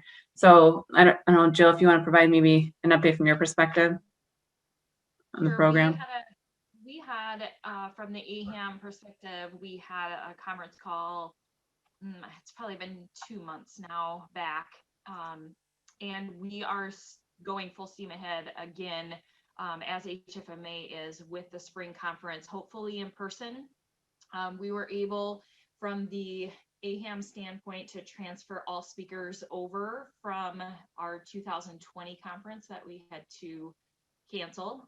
So we have the same agenda from the AHAM side of things, and it looks like everything is running pretty status quo. Everything's been confirmed at the hotel. So we are set to go for the spring conference in person, if at all possible. So as we lead up to that event, we'll continue to assess kind of what our environment is, and obviously we'll put social distancing measures in place if we were able to do a live event. But I think it'd be great for all of us to be able to get back together and see friendly faces, at least from the nose up, and leverage that event. That's always been one of our stronger events, and able to showcase our vendors and sponsors as well. So as from a programming standpoint, do you want to highlight, Jill, kind of what you have committed to at this point?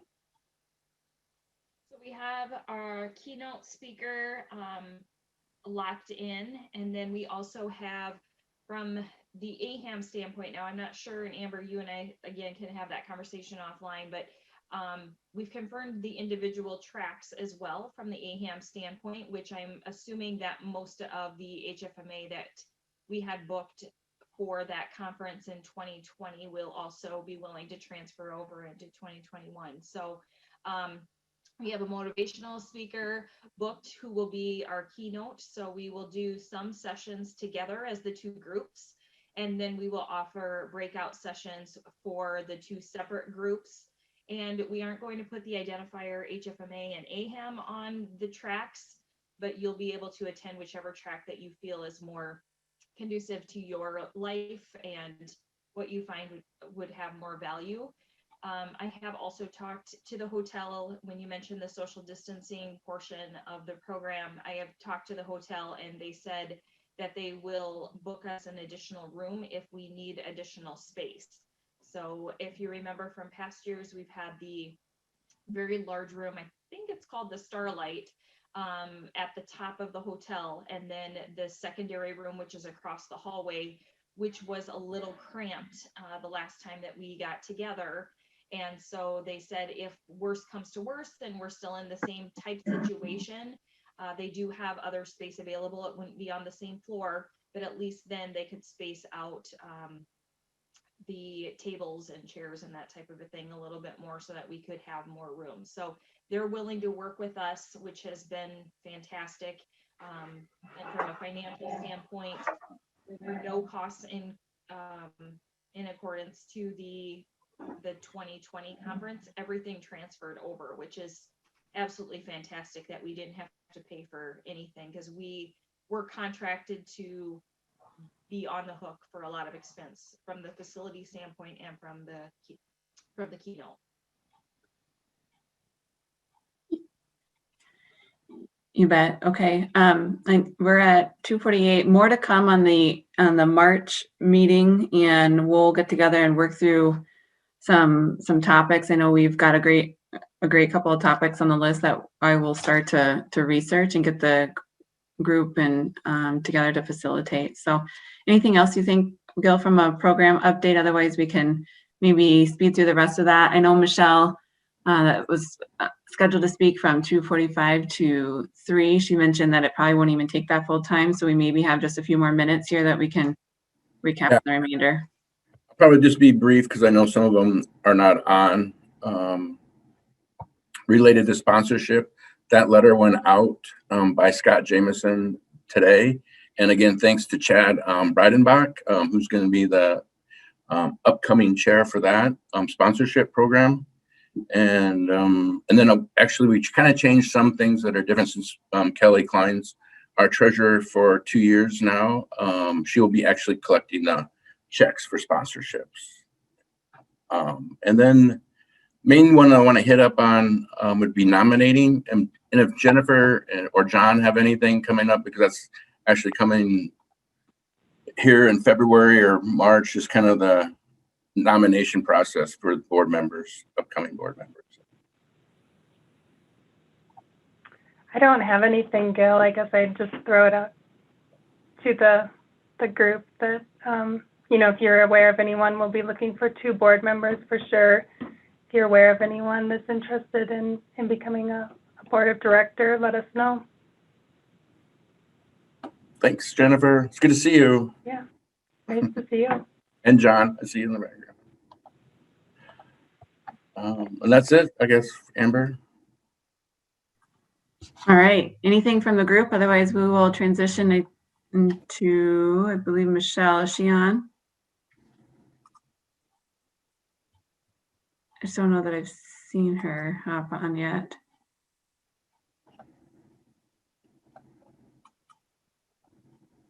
Okay. Well, anything from the group in relation to the business meeting? Gil, this is Austin. I do have one. What are we thinking for election timing?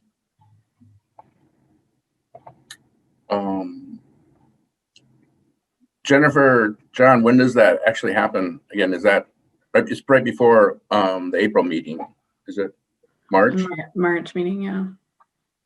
Yeah, I don't.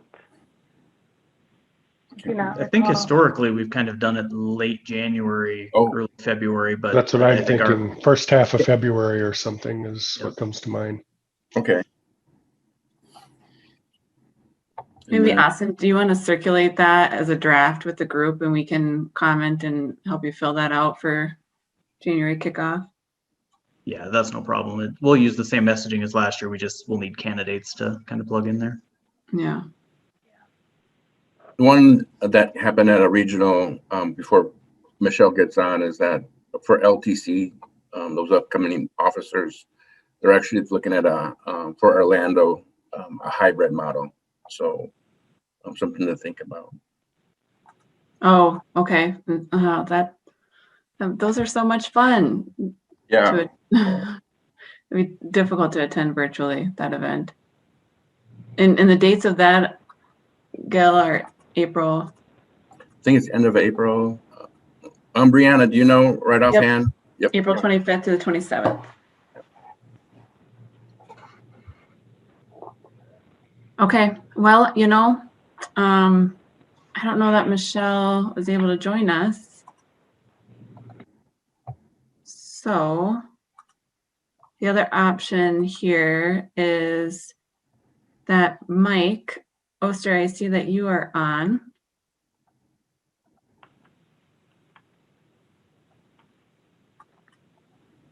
Mike, can you hear us? Yes, ma'am, I'm on. Can you hear me? Yes, and we can see you. That's great. Perfect. So, Mike, so excited to have you. We are really looking forward to this next hour and a half with you. And we'll give you all the way up until the 4:30 time frame. So feel free to work within that. And I'll hand it over to you. Please introduce yourself and kick it off. Okay, well, thank you so much. What a privilege to be here with you today. I'm pretty sure when she said the next 90 minutes, you had a little panic attack. My job is to make that go really fast and learn something along the way, have a little fun, and just try to give you a little bit different thing to think about, talk about, and take away from today, other than all the technical things you've been working on for the jobs that you do. So let me start by saying I recognize, as all of you do, what a crazy year this has been. Doing virtual presentations for me was a new thing that I had to adapt to. I love being with groups of people. I would love to be with all of you today doing these things. And so that's kind of changed my life. I'm also in the National Guard. I'll tell you a little bit more about that. We've been impacted by the COVID thing and all of that. I have a wife that's in healthcare. I have 2 daughters in healthcare. And so I understand what's kind of going on, not like they do, and certainly not like all of you do. The things that you've had to deal with, I can't even comprehend.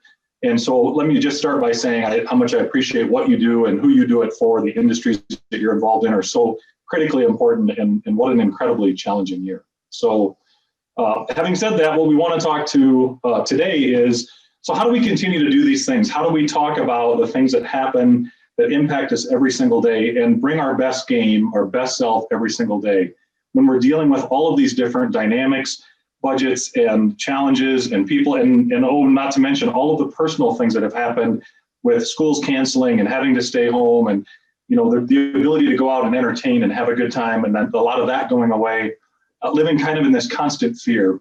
So it gets challenging, it gets hard, and in order to bring our best self every single day, in order to live in a place where excellence becomes average for us, so that every day when we're performing just at an average level, our level of average is up here. It's at a level of excellence that most people can only hope to get to on their best day. We're there every day. And on our best days, we're spectacular. And even on a bad day, we're still great because we're living in this world where excellence becomes our average. And so what we want to talk about today is, what do we put in place in our lives? What are the things that we can do that allow us to live in a place where excellence becomes our average? And that all starts with our attitude. The nice thing is that we are the only ones that get to choose and decide on our attitude. The bad thing is that it's really easy to go negative because of the things around us and the things that happen to us and the kind of conversations that we hear. It's easy to go the wrong direction when we get an opportunity to make an attitude choice. We make attitude choices all day, every day. The first thing you did this morning when you woke up is you got to choose your attitude. You got to decide if it was a good morning, God, or a good God, it's morning kind of day. It was your choice. That's the first choice you made. And then you got out of bed and you walked in the bathroom and maybe there was no hot water and you got to make another attitude choice. And then maybe the car was almost out of gas, so you had to stop on the way to work and you were already running behind and you had to make an attitude choice. And then when you got to the office and things weren't quite the way they were supposed to be, or somebody called in sick and it was going to be harder for you, or you don't have a decision for that email that you sent 3 days ago, and you got to make another attitude choice. Making them every day, all day. So the key is to figure out, how do we get to a place where when we get all these opportunities to make an attitude choice, that we choose for positive instead of negative, that we choose for good instead of evil. And that's what we want to talk about today. So with that, I want to get started and let you know that one of the things that we need to decide in order to get to a place where we can choose that positive attitude is, I think there are keys that go along with that. And with these keys that make these choices, if we put ourselves in a place where we're using those keys and we're living by those keys, when those attitude opportunities present themselves, we'll go positive instead of negative. And the first key from my perspective is showing others appreciation. Now that might seem a little counterintuitive because of the jobs that you have and what a lot of us deal with. We maybe feel unappreciated ourselves, so you might think, well, we should be getting appreciation to have a positive attitude. And I will tell you that it's almost quite the opposite. And I learned this in my military service. Now, I grew up in the 80s. I'm a child of the 80s and everything that implies. I was a senior in high school. I had the haircut that you were supposed to have in the 80s, right? It was long in the back, short on the sides, parted down the middle. Now, it was not a mullet. The difference between my hair and a mullet was my hair actually looked good in the 80s. But that was the haircut of choice in the 1980s. When I was a senior in high school in the 1980s, I had to decide I was going to go to college. I had to decide how I was going to do that. My dad was a Korean War veteran. And he had served in the Korean War, and I wanted to serve, but I didn't want to go active duty and give up college because I wanted to go get right into that with all my friends. But I also wanted to wear the uniform and serve. And so I found the Army National Guard, and it gave me an opportunity to serve 1 weekend a month, 2 weeks a year, and still go to college. Now, when I joined the Army National Guard, it was the mid-'80s, and the world was pretty neutral about the military. We hadn't been anywhere for a while. We were far enough past Vietnam where that had kind of settled down, but we hadn't been anywhere for a while. And quite honestly, when I joined the Guard in the mid-'80s, I would have never thought that we were going to do the things that we have done since then. So when I wear my uniform, I like to wear it to drill and back. I didn't really want to wear it out in public. I felt kind of awkward in it. I didn't know how people felt about it. And so I really didn't wear it out in public. And it was just neutral. And you fast forward a few years, and we had Desert Storm and Desert Shield. And that was the first change I saw in how people reacted to the uniform and what people thought about it. And you get a few thanks for your service and things like that. But you fast forward 10 more years to 9/11 and everything that's happened since then. And everybody is so appreciative of the people in uniform. And they're so good at showing that appreciation and going out of their way to show that appreciation. I've had some amazing experiences of people showing me gratitude simply because of the uniform that I would wear. They don't know Mike Oster. They don't know what I've done or where I've been. They just want to thank the uniform. So they would come up to me and they would say, thank you for your service. And they would do these different things. And then it got kind of crazy and people are buying you lunch and they're buying your coffee. They're buying your beers, you know, if they know you're military. But this one particular time I happened to be in Pierre, South Dakota, our state capital, right? And this was right after, right at the end of the Missouri River flood. And the Guard was very prevalent during that time. There were hundreds, if not thousands of volunteers. But when we come, we wear a uniform and everybody knows that it's the Guard that's there to help out. So we get praise when others that have helped just as much maybe don't. And so at the end of this time, it was September of 2011. And I'm with all of my staff guys and girls, and we go downtown and we go to a Chinese buffet. We go to the Chinese buffet because it's all you can eat. And I don't have any willpower and I love to eat Chinese food. So we go to the buffet.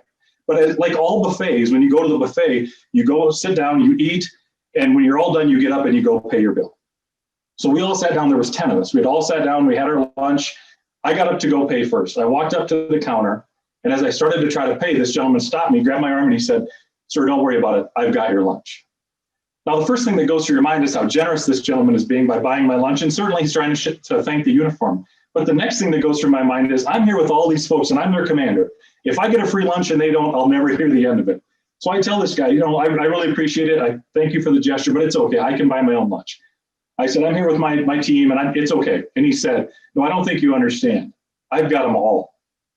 Now, this gentleman who I had never met before and likely would never see again wants to buy 10 soldiers lunch.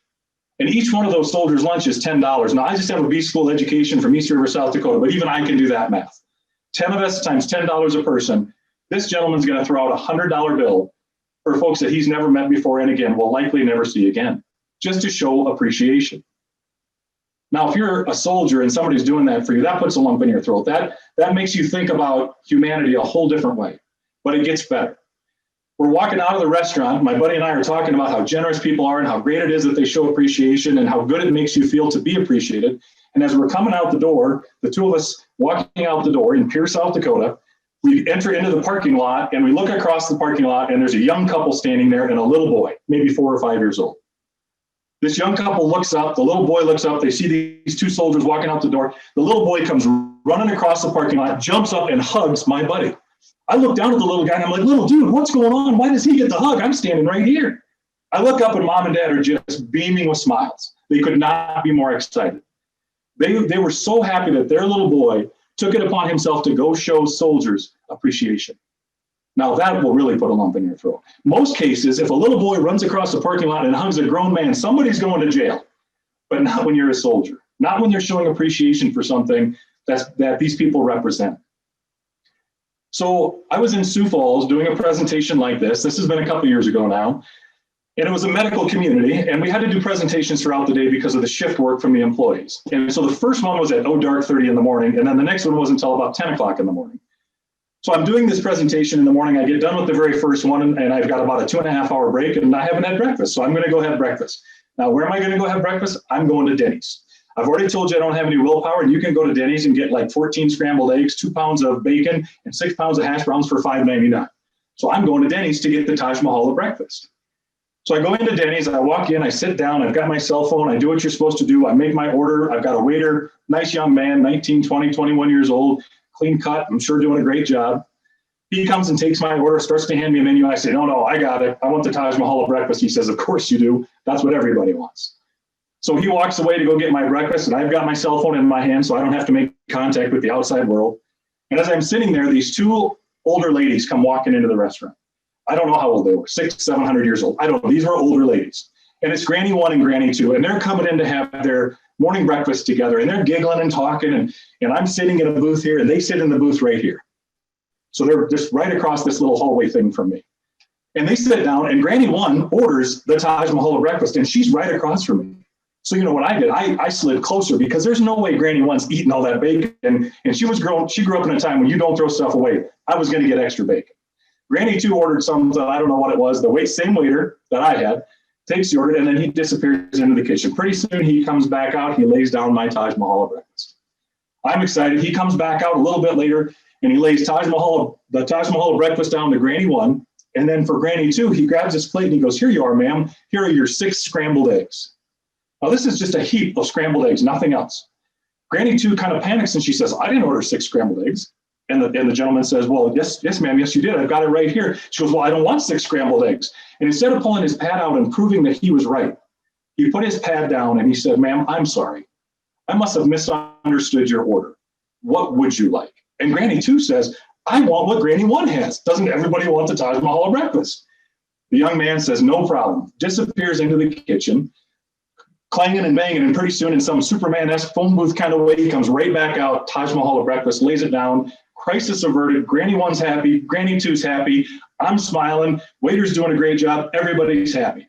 I'm watching this young man do this thing, right? Working hard to take care of everybody, and I'm thinking, if those were my grandmothers, this is how I would want them to be treated. I would want them to have this kind of a day. This kid's doing a great job, and somebody should tell him that. Okay, Oster, you tell him that. So I decide that I'm going to thank this young man for what he's doing, and I'm going to show him some appreciation.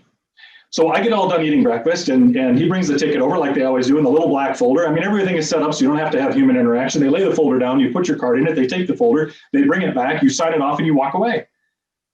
So he brings it over, I give him the credit card, he takes it back, he brings it back, I got it, it was ready to tip. I never know what to tip, 3%, 4%. So I'm trying to do the math here. Give me a minute to laugh because that was not serious.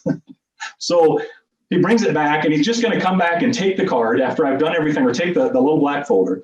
And he reaches out to grab it, and I reach out, and as he reached his right hand out, I pulled the folder back, and I grabbed his right hand, I shook his hand, and said, hey, man, I saw the way you treated those ladies over there. And if those were my grandmothers, that's how I would want them to be treated. You're doing a great job, and I appreciate you. This kid looked at me like I had lost my mind.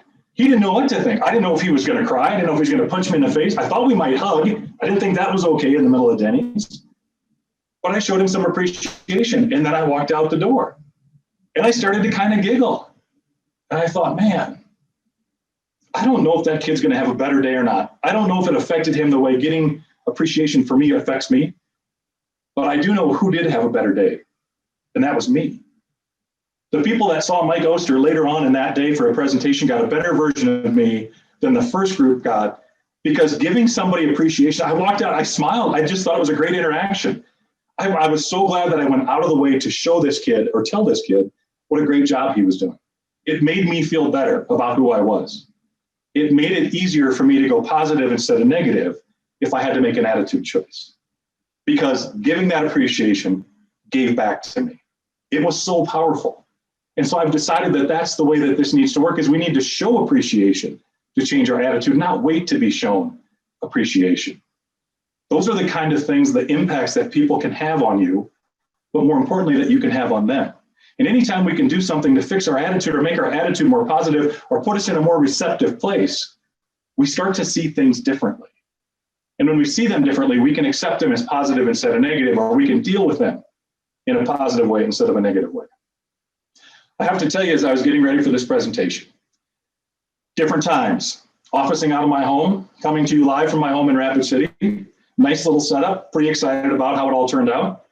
And my youngest daughter, who is living at home because she's going to school online, just graduated with her nursing degree from SDSU. Go Jacks.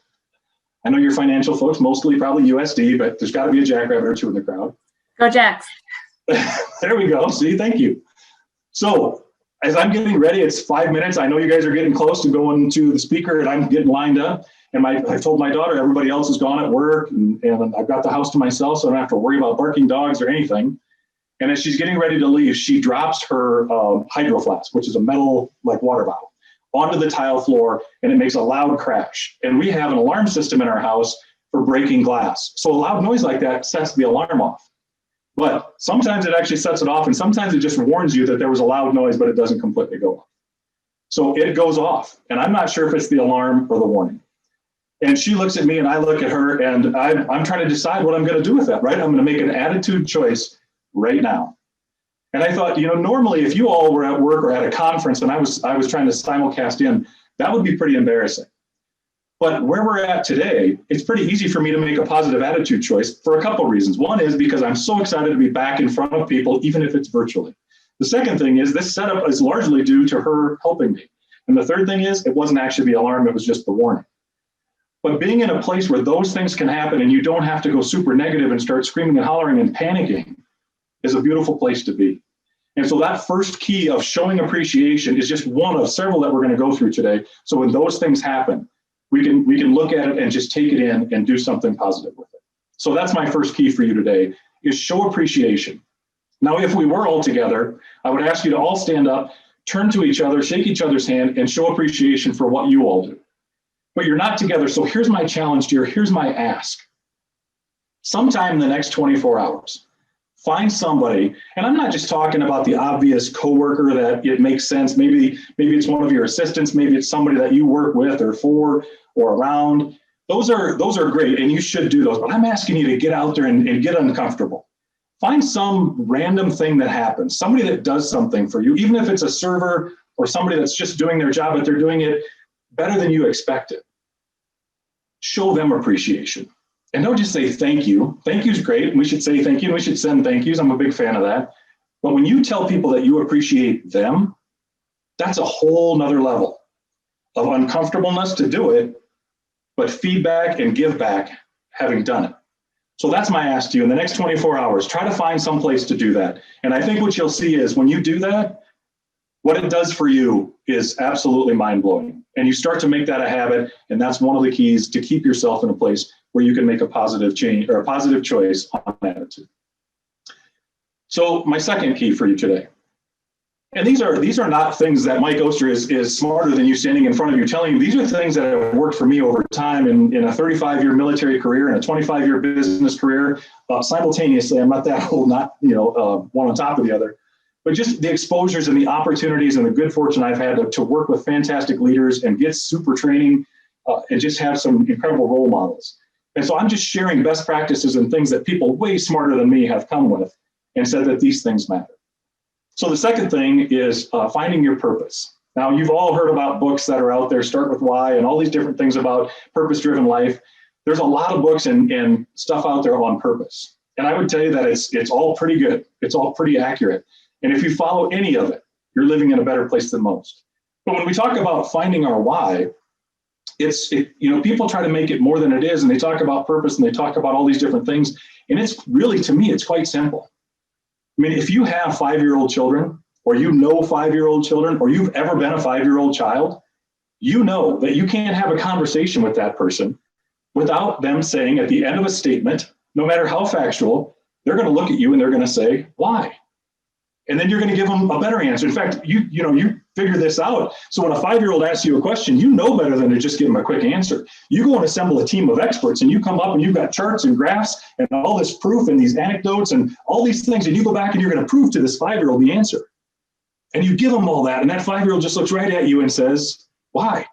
And they keep asking why until you give them the age-old answer that ends it all with, because I said so. But until you do that, they just keep asking why. Unfortunately, what happens is as we get older, we stop asking the why question. We just start accepting, well, it's always been that way, or I've always done it that way. And it starts to become this thing that we stop asking why. That's a dangerous game. It's a dangerous place to be when we're not asking the why question anymore. If you think about the areas of your life, if you're playing along at home, and I hope you are, I would ask you now to take a pen and a piece of paper, and I want you to write down these areas of your life where you might be spending your time. Okay, I'm just going to give you 6 areas of your life that you might be spending your time. And you can, let me just move over here.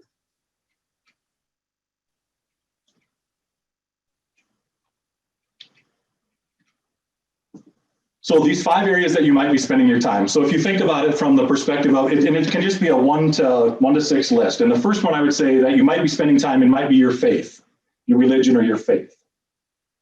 And then the second one where I hope you're spending some time would be your family.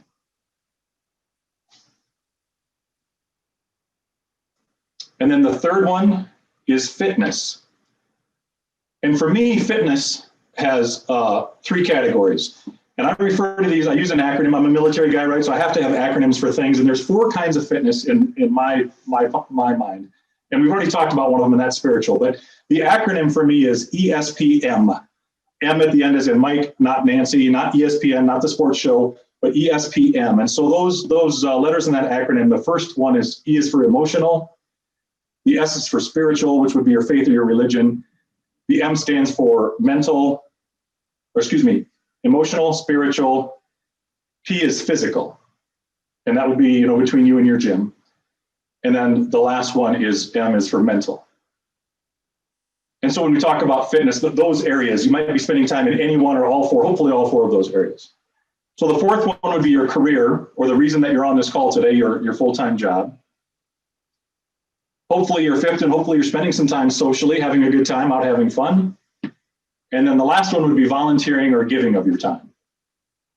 And so for the purposes, and we'll use this list a couple different times today. So for the purposes of today's conversation, I would ask you to circle career, because that's really what we're talking about is career. And when I talk about purpose or finding your why, it's asking yourself this question. When it comes to your career, whatever position you have, whatever job you're in, if you think about your job, in fact, write your job down, whatever your position is. If you're a financial manager or an assistant or whatever it is, if you can write that position down, I want you to look at that and think about that. And I want you to finish this statement for me.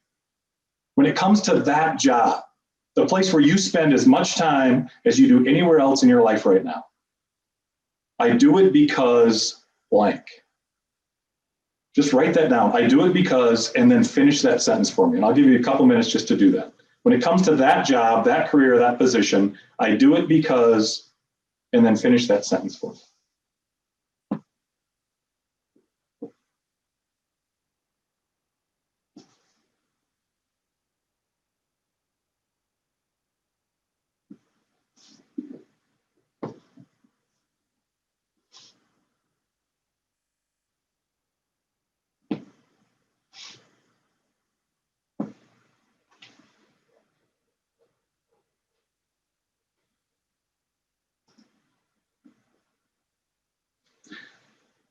Okay, so if you've written down, you do it because blank. And so if I think of what I do in my professional speaking or in my military service, when people say, why do you wear the uniform? Why do you serve? Well, that's a layup answer, right? Why do you do that? Well, I do it because I want to live in a free country, and I want to serve, and I want people to have a better place to live in. I want my kids to grow up in a better place than I did, and I want it to stay like this. And I mean, there's all those answers that you can give. They're just like textbook, I do it because kind of answers. And sometimes the answer is I do it because I make a nice living, and that's okay. If you make lots of money and that's what one of your goals or ambitions, that's great. But the real trick here is to not just live on purpose, not just know your why, but live in a place where your purpose is so well defined that you can add passion. If you can live a life on purpose with passion, that's winning. And you can only do that if you've defined your why deep enough that you can really be committed to it. And so if you answered that, I do it because, I want you to think about the next question would be, if you look at that, the next question is, so what? So what does that allow you to do? So let me tell you about passion. Before you answer that, let me tell you what I understand as passion. So I get asked to speak at Veterans Day programs almost every year, and have for the last few. When you get to a certain rank, they want colonels and generals and people to come and talk, so you get to go do that. And it's always interesting to me what people want you to talk about, or a lot of speakers will always talk about how we got Veterans Day and how it became, and that's all important. And people are like, well, what more can we do for veterans? I want to tell you a story about a veteran that I came across a few years ago. And he emulated this, what I'm talking about with purpose and passion. And so I officiate high school football, and I have for about 30 years. And I'm glad to tell you that in 30 years of officiating high school football, I've yet to miss a call. So I've got that going for me. In those 30 years of officiating, I've seen some great things and great venues and great people. And a few years ago, our crew was up going to officiate a football game in Deadwood. If you've never been to Deadwood and seen the football field there, it sits down in this bowl right next to the rodeo grounds, and it's surrounded by the beautiful Black Hills. It's absolutely a spectacular setting. It's 10 o'clock in the morning. It's what's called the Prospector Bowl. So there's 4 football games throughout the day. Our crew has the 10 a.m. game. It's 72 degrees in Deadwood. There's not an ounce of wind, and the sun's shining. It's absolutely spectacular. We're standing out on the field right before the game's getting ready to start. They've done the lineups. The VFW folks have or Legion guys have brought the flags out to center field. So they're all set up. There's 2 guys over by this large flagpole on the end of the football field. Now, these guys were really old. Remember the 600- and 700-year-old Granny 1 and Granny 2? I think these were their dads, because these guys were 700, 800 years old. I'm not sure which. These guys' job is to take this flag and raise it up this very large flagpole while the high school marching band plays the national anthem. Now, these kids in the high school band have put their cell phones down just long enough to bust out this song, and then they got to pick their phones back up so they don't miss something. The job of these 2 gentlemen on the flagpole is to get the flag from the bottom of the pole hooked up and up the flagpole at the top by the last note of the song. These 2 things are not going to happen together. It's not going to be possible because these kids are going to play the song way too fast for these guys to keep up. The first gentleman's job is to put the flag up on the hooks for the rope and hang on to it until the second guy gets it raised high enough that he can let it go and it'll come down and it won't touch the ground. So the guy gets it all hooked up, the band starts playing, the guy starts raising the flag. And it's slow and it's painful. The guy that was supposed to hold the flag hangs on to it until it gets high enough and then he can let it go. And then his job is to take a step back, stand up straight, and salute the flag. Now that sounds pretty simple. And it probably is if you're not 700 or 800 years old. This guy had been around for a while. I'm pretty sure he was actually a World War II veteran. And so this is probably 8 or 9 years ago. And so this guy takes a step back, and he's already a little bit hunched over, but he takes his step back and he tries to stand up straight, but he can't quite get there. And he starts raising that arm. And when you're saluting, it's supposed to be straight and strapped. And he's getting up there and he can't quite straighten those fingers and he can't quite get it up there, but you got to get that finger right up to that eyebrow. And he gets it up there and that arm's just shaking. And when it's about right here, you can see the look on his face go from a blank look to almost a look of pain. And you can almost hear the bones cracking and popping in that guy's shoulder as he got it all the way back up to where it's supposed to be. And then he stood up even straighter. And he waited and he waited and he waited until his buddy got that flag all the way up that flagpole. He did that because he believed in what he was doing. He did it because he understood his purpose, and he understood it deep enough to do it passionately.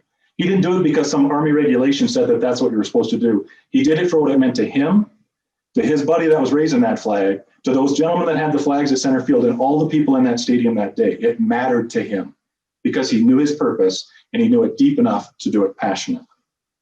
That's living on purpose with passion. I want to share a video with you of another thing that I think shows tremendous passion. And so we're going to do a little screen share here.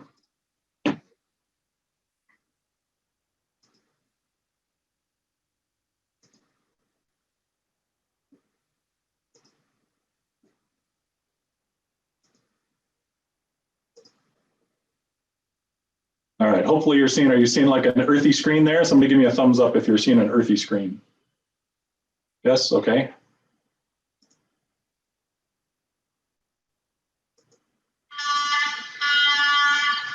Let's go, let's go, let's go, let's go, let's go.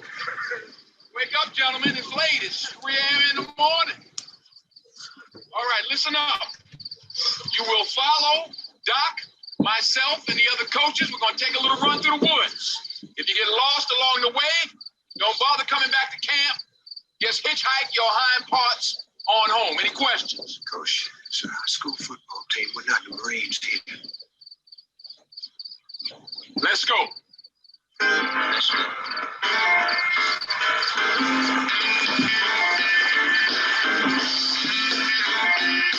Tell me where I have been.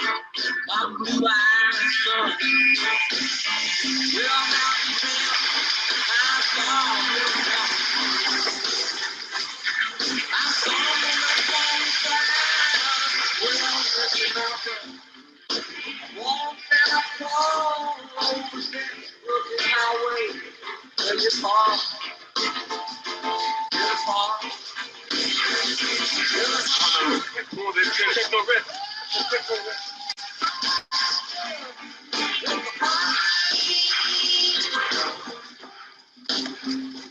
Gonna fall.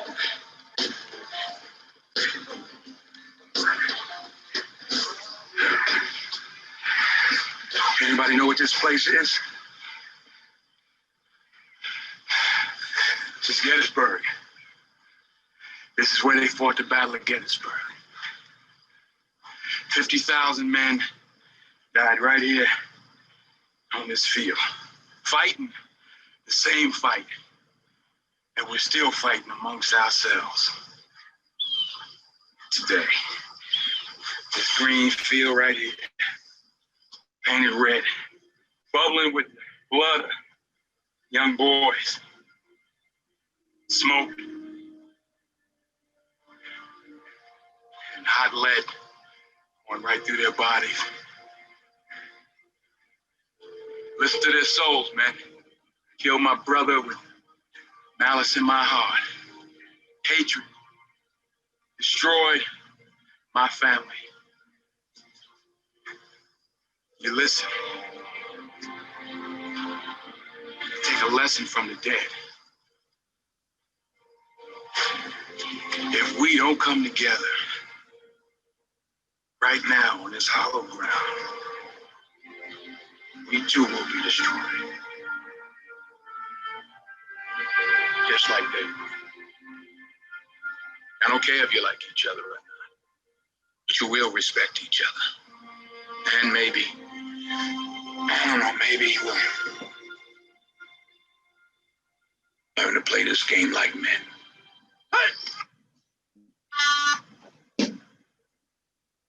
We are conditioning people.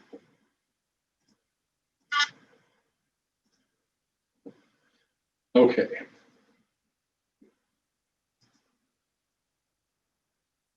Okay, so that obviously is a great movie, Remember the Titans. And that's Coach Herman Boone, who was working with the first time that they had put African-American kids and forced them to come into school with white kids and come together and play football. And I suspect he didn't take him on that long run at dark 30 in the morning to get him in better shape physically. I believe he took him up there to show them what people had done before them to try to overcome the things that they were still fighting about. He wanted to put passion in his football players. And that show is based on a true story, and that football team went on to do great things. And so living that life on purpose with passion is so powerful. So back to my comment about being asked to speak at Veterans Day programs. That's my ask to people that come to Veterans Day programs and want to pay some type of respect or appreciation to veterans. I believe we owe all veterans, and I'm talking about the folks that came way before I did, World War I and II and Vietnam and Korea, and some of the places that I don't even like to think about and how hard it must have been for them. What I think we owe those folks is to live a life on purpose with passion. And so I would ask you to go back to the statement that you wrote about why you're doing what you're doing in just that one area, that's just in your career. When you said, I do it because, just write the question, so what?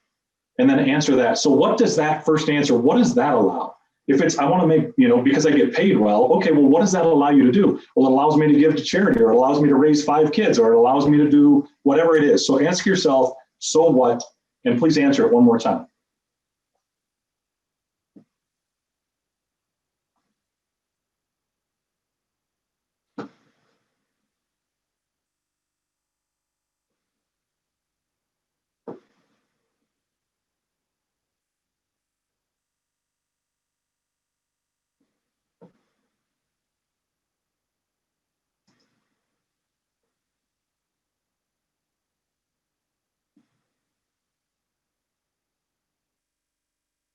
Okay, and I'm not sharing my screen anymore, right? No? Okay, perfect. Okay, so that was the second one was to live on purpose, and then live in a place on purpose deep enough. And then just keep in mind that of those places I gave you, those are just examples of where you might be spending your time. Think if you were living a life where every one of those areas you were spending your time on purpose. If it was fitness, why do you care if you stay fit emotionally, mentally, spiritually, and physically? Why do you care if you're spending time giving your time? Identify, I mean, most of you are probably volunteering for all these different things. And if you never sit down and say, why am I doing this?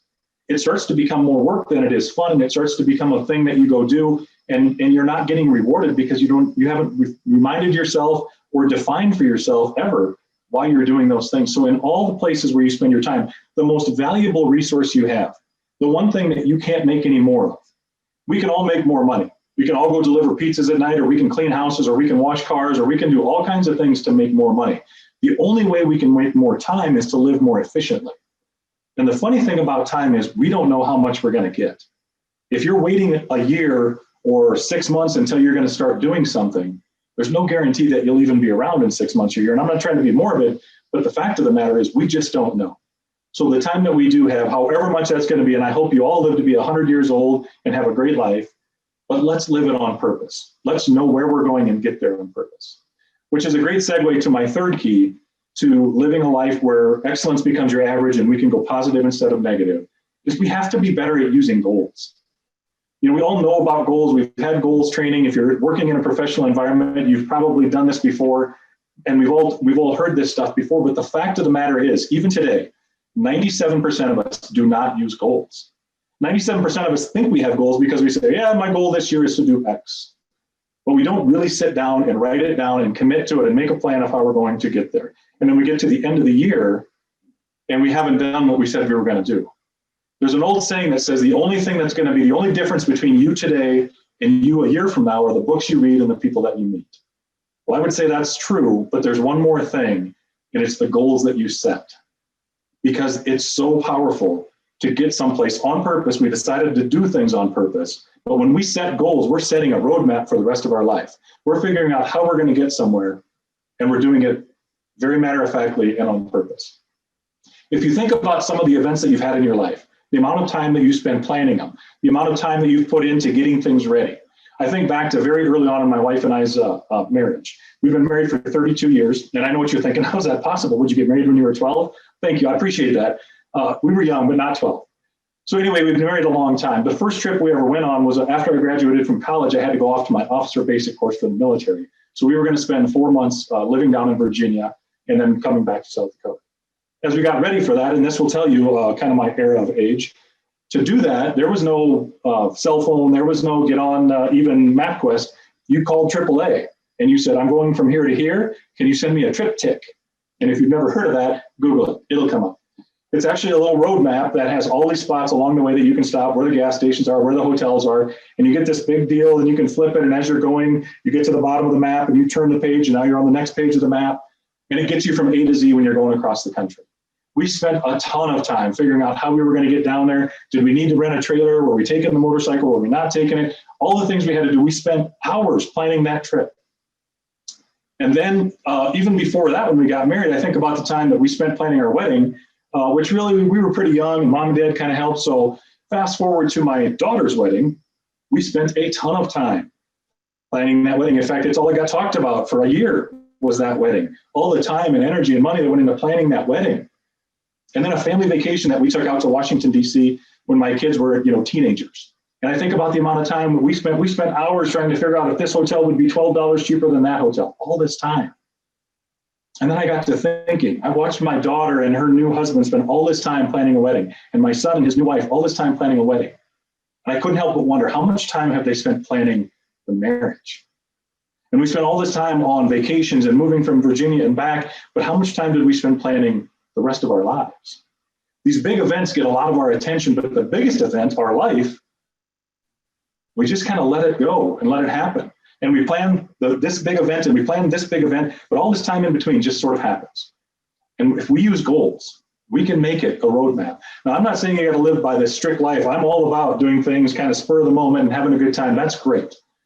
But the big things that matter to you should be done on purpose. And if we do that, we're so much more effective. We know statistically that people that use goals are more effective, more efficient, and make more money than people that don't.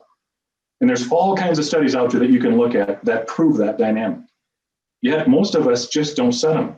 And the biggest thing that keeps us from setting them based on these studies is a fear of failure or a lack of understanding of where I actually want to be. Well, it's time to get past that. It's time to take this tool that is so powerful that allows us to live in a place where when we're doing a life on purpose with passion and we've got a roadmap to get from A to Z, think about the mood that you would be in all the time. These are the kind of things that if you put in place, it turns your alarm clock into an opportunity clock. You can't wait to get out of bed in the morning. That thing goes off and you're jumping up because you know exactly what you're doing and why you're doing it. That's why goals are so powerful. So I'm going to go over some little old school goals thing with you. And I want you to just kind of play along if you would please, because at the end, I'm going to tweak it a little bit. And I want to show you a tool that was introduced to me about 20 years ago, and it's absolutely life-changing. And it has to do with goals and how we use them. And one of the keys that we're going to talk about is writing a goal down and how powerful it is. But it takes it from a wish to a goal. And contrary to what Walt Disney had us believing when we were kids, wishes do not come true. Goals come true. So if you would please, on a sheet of paper, again on that same sheet, I would ask you to write this acronym down. You've probably heard it before. You've probably used it before. The acronym is SMART, S-M-A-R-T. And if you'll write that acronym down for me, and then by the S and the T, I want you to put a little like power of two, like an S squared and a T squared. And I want to go back through those words and what that are, those letters in that acronym and what they mean, and give you some examples along the way. So goals are so incredibly powerful if we use them and we use them right. If we write them down and then we do this next, the next piece of it that we'll get to. About 10 years ago, we started a program in Rapid City called Day of Excellence. And in that program, we were bringing in guest speakers, 4 professional speakers that we were going to bring into Rapid City and start this program called Day of Excellence. And it was a group called Leadership Rapid City, a group of volunteers that came together that I happened to be part of. And I wanted to put this program together. I had it in my head for a long time, didn't really have the wherewithal to do it. This team helped me put it together. And so they loved the concept of these 4 speakers. And I had 3 speakers that I already wanted to bring in, some of whom they'd already heard of. And they said, well, who's the 4th speaker going to be? And I said, I want to be the 4th speaker. They had no idea if I could speak or not, but I talked them into it, convinced them that it would be a great idea. And they allowed me to be one of the speakers. So when we made that decision to do that, it was January of 2010. And I was going to be one of the speakers. And I had been in the Guard, serving in the military since 1986. So I had been doing that for about 24 years. And that's the reason that's important is because 24 years in the military and 3.5 months before I was going to speak in front of what I thought would be 300 or 400 people, I was in the worst shape and the heaviest I'd ever been in my lifetime. And I was going to stand in front of these 300 or 400 people and tell them all these things that they could do and should do to live their best life and accomplish their goals and do these things. And I was going to be the fattest and most out of shape I'd ever been in my life. And of course, when they introduced me, they were going to talk about my military career and all these different things. And I was going to stand in front of them as a bad leader who was telling soldiers to do things that I wasn't doing myself. So I had to fix that before I could go stand on that stage so people could look at me and just say, yeah, Poster, you're just a big liar. So I had to lose some weight and get in shape. So I was at home sitting on my couch eating a bag of Cheetos, trying to figure out how I was going to get there. And on that particular night, Tony Horton decided to start selling P90X. Tony Horton had been selling P90X for a long time. That day, I wrote a goal to lose 25 pounds and get into good physical condition. And it started to matter to me. I now had a direction, and I had outlined my why and why I was going to do it and how I was going to do it. So that night, when that commercial came on for probably the 500th time that I had seen it, it mattered to me because I had a map to get someplace and I needed help. And that became one of my tools. And it said, call tonight and we can have it to you in 3 days or whatever. So I called tonight and they said, oh my gosh, good for you. You're like the 1 millionth caller. You get next day shipping. So I had 93 days when I ordered it. It came the next day and I had 92 days. So I waited 2 days because it's a 90-day program. And that chocolate ice cream was not going to eat itself in the freezer. So 90th day out, 90 days out, I started that program. I set a very specific goal. It wasn't a goal to lose weight. It was a goal to lose 25 pounds. Very specific. I knew I could get there. So I set a specific goal. So the S stands for specific. The S squared, the second S, stands for significant. Why does it matter to you? Yeah, the goal can be specific and you can say you want to do this, but why does it matter? It mattered to me so that I could stand in front of people and I could help them live in a place that I knew was a better place to live, but I needed to be a role model and be able to set that example. It was specific and it was significant to me. So the M stands for measurable. The goal has to be measurable. Sometimes the measurement can be yes or no, or it can be up or down, but anything that's specifically or statistically measurable is better. Weight loss is an easy one, right? I knew what I weighed, 249 pounds. I had to get down to at least 225, better yet, 220. Okay, never broke 250, although my wife swears I did. Never broke 250, 249. Had to get down to 220, 225. So I had set a specific goal to lose 25 pounds, get under 225. That was very measurable. The A stands for attainable. It has to be attainable. I knew it was attainable. I went past 225 on my way to 249. So it was absolutely attainable. You don't want to set a goal to be the Queen of England. You're not in the right hierarchy of family. The goal has to be attainable. The R stands for, well, before I tell you what the R stands for, I have to tell you this. I actually graduated in a half of my class that made the top half possible. So the R stands for written. The goal has to be written down. Okay. Now I know there's a lot of finance people in here and accountants and different people, and you kind of got that detailed mentality. So if you're having a hard time using an R for written, you can say record it. But it physically written down is better than any other kind of recording it. And I know we live in a digital world. Of course, we've all got our little cell phones right next to us. But I'm telling you, the power of physically writing down your goals on a sheet of paper is so good. It's just so worth it to do it on paper. If you're just connected digitally and you want to do it that way, having it somewhere recorded is better than nothing. But I would encourage you to write it down. So I had it written down.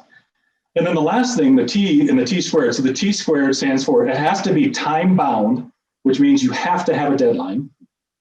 And it has to be tracked. You have to track your progress in order for a goal to be effective. So a few years ago, I spoke to a group of young ladies that were kind of troubled youth, young ladies, most of them had probably young children and they didn't have anything past high school. Some hadn't even been through high school. They were trying to get them into education and find them jobs and get them these trainings. And I went in and kind of worked with that group of folks. And it was a great program, and they took all kinds of steps to make sure that these young ladies were going to be successful. And this one particular young lady came up to me afterwards and she said, I did everything you said about setting goals and it doesn't work. I'm just telling you, this goal thing doesn't work. I said, okay, well, let's talk about it. What was your goal? And she said, well, my goal is to get a college degree.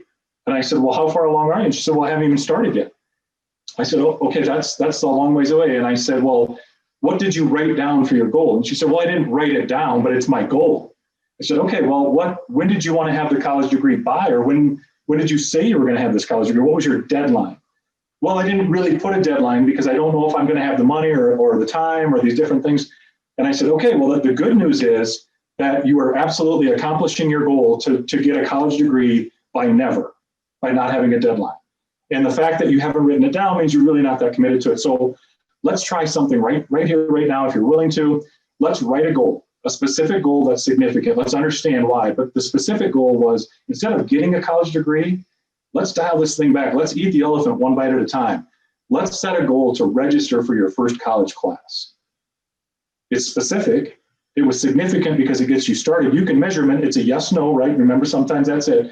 It's very attainable because she can walk across the street because we happen to be across from the university center. And the program that they were in paid for the first 16 credits of any college degree. So it was very attainable and all those things. We wrote that goal that night. When I saw that young lady about 2 years later, she still had not completed a college degree, but she was 3/4 of the way there. Because sometimes goals are so big and so massive, we don't know where to begin, so we just keep pushing them off. And sometimes it's okay to set a goal, to set a goal, just to get us started in using these powerful goals and the way that they work. So the T is time bound, which is the deadline, and we have to track our progress. When we track our progress, when we track it, we see progress. Progress creates motivation. When you put progress and motivation together, that's what gets us to success. That's what happens. So I wrote the specific goal to lose the 25 pounds. It was measurable, achievable. I had written it down. I was tracking my progress. That was creating motivation. I was dragging my fat, out of shape butt down the stairs to do my P90X and back up. Should be called P90 Communistic X, oh, by the way. Then at the end of it, I got on the scale. I looked down and I weighed 220 pounds. I met my goal. Now, if I would have decided 93 days earlier that I needed to lose weight and then did nothing about it and just kept thinking, I'll get to it, I'll get to it, I'll get to it, maybe I would have gotten there. But I will tell you this as well. One thing about goals, getting someplace on purpose, instead of just having it kind of happen, is so much more rewarding. Having that thing that you're committed to, that you keep committing to every single day, that puts our psyche in a better positive place. That's another thing that allows us to make positive decisions on the opportunities that come up each and every day.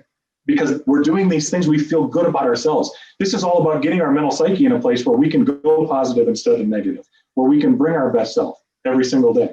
So that's what goals do for us, and that's how powerful they are. So if we think about this now, I want you to actually, again, take your sheet of paper and think about your life again in the areas we talked about. And you can pick your career, you can pick your personal life, you can pick whatever you want, but I want you to write a goal right now. As you're doing this today, I want you to write a goal down. It needs to be specific, significant, measurable, attainable, written down, trackable, and time bound.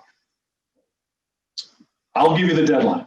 The deadline for the goal you're about to write is March 31st, 2021.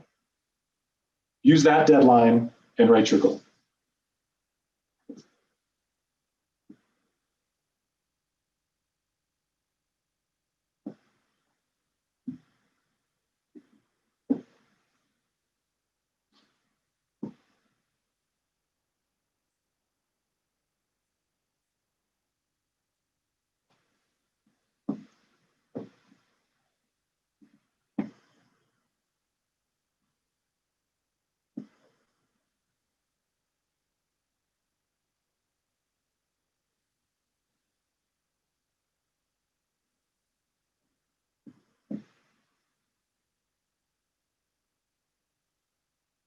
Okay, so I'll give you one more minute to do that. And if you've got the goal written, I'm going to do this by this date, make sure you've got the part that says why. Why does it matter? Why is it important to you? That significance is super important to keep us committed to those goals.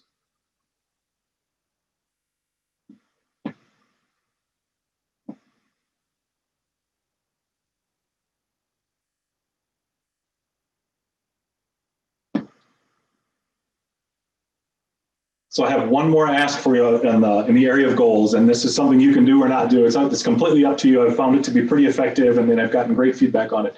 But I'm going to give you one more minute. I'm going to ask you to write a goal that I'm going to suggest, and that goal is, and the goal is always I will, right? It's not, oh, by next year, I hope to have, or whatever. It's always I will. That's the commitment from you. And so this goal is I will write 5 more goals by January 31st, 2021. I will write 5 more goals by January 31st of 2021.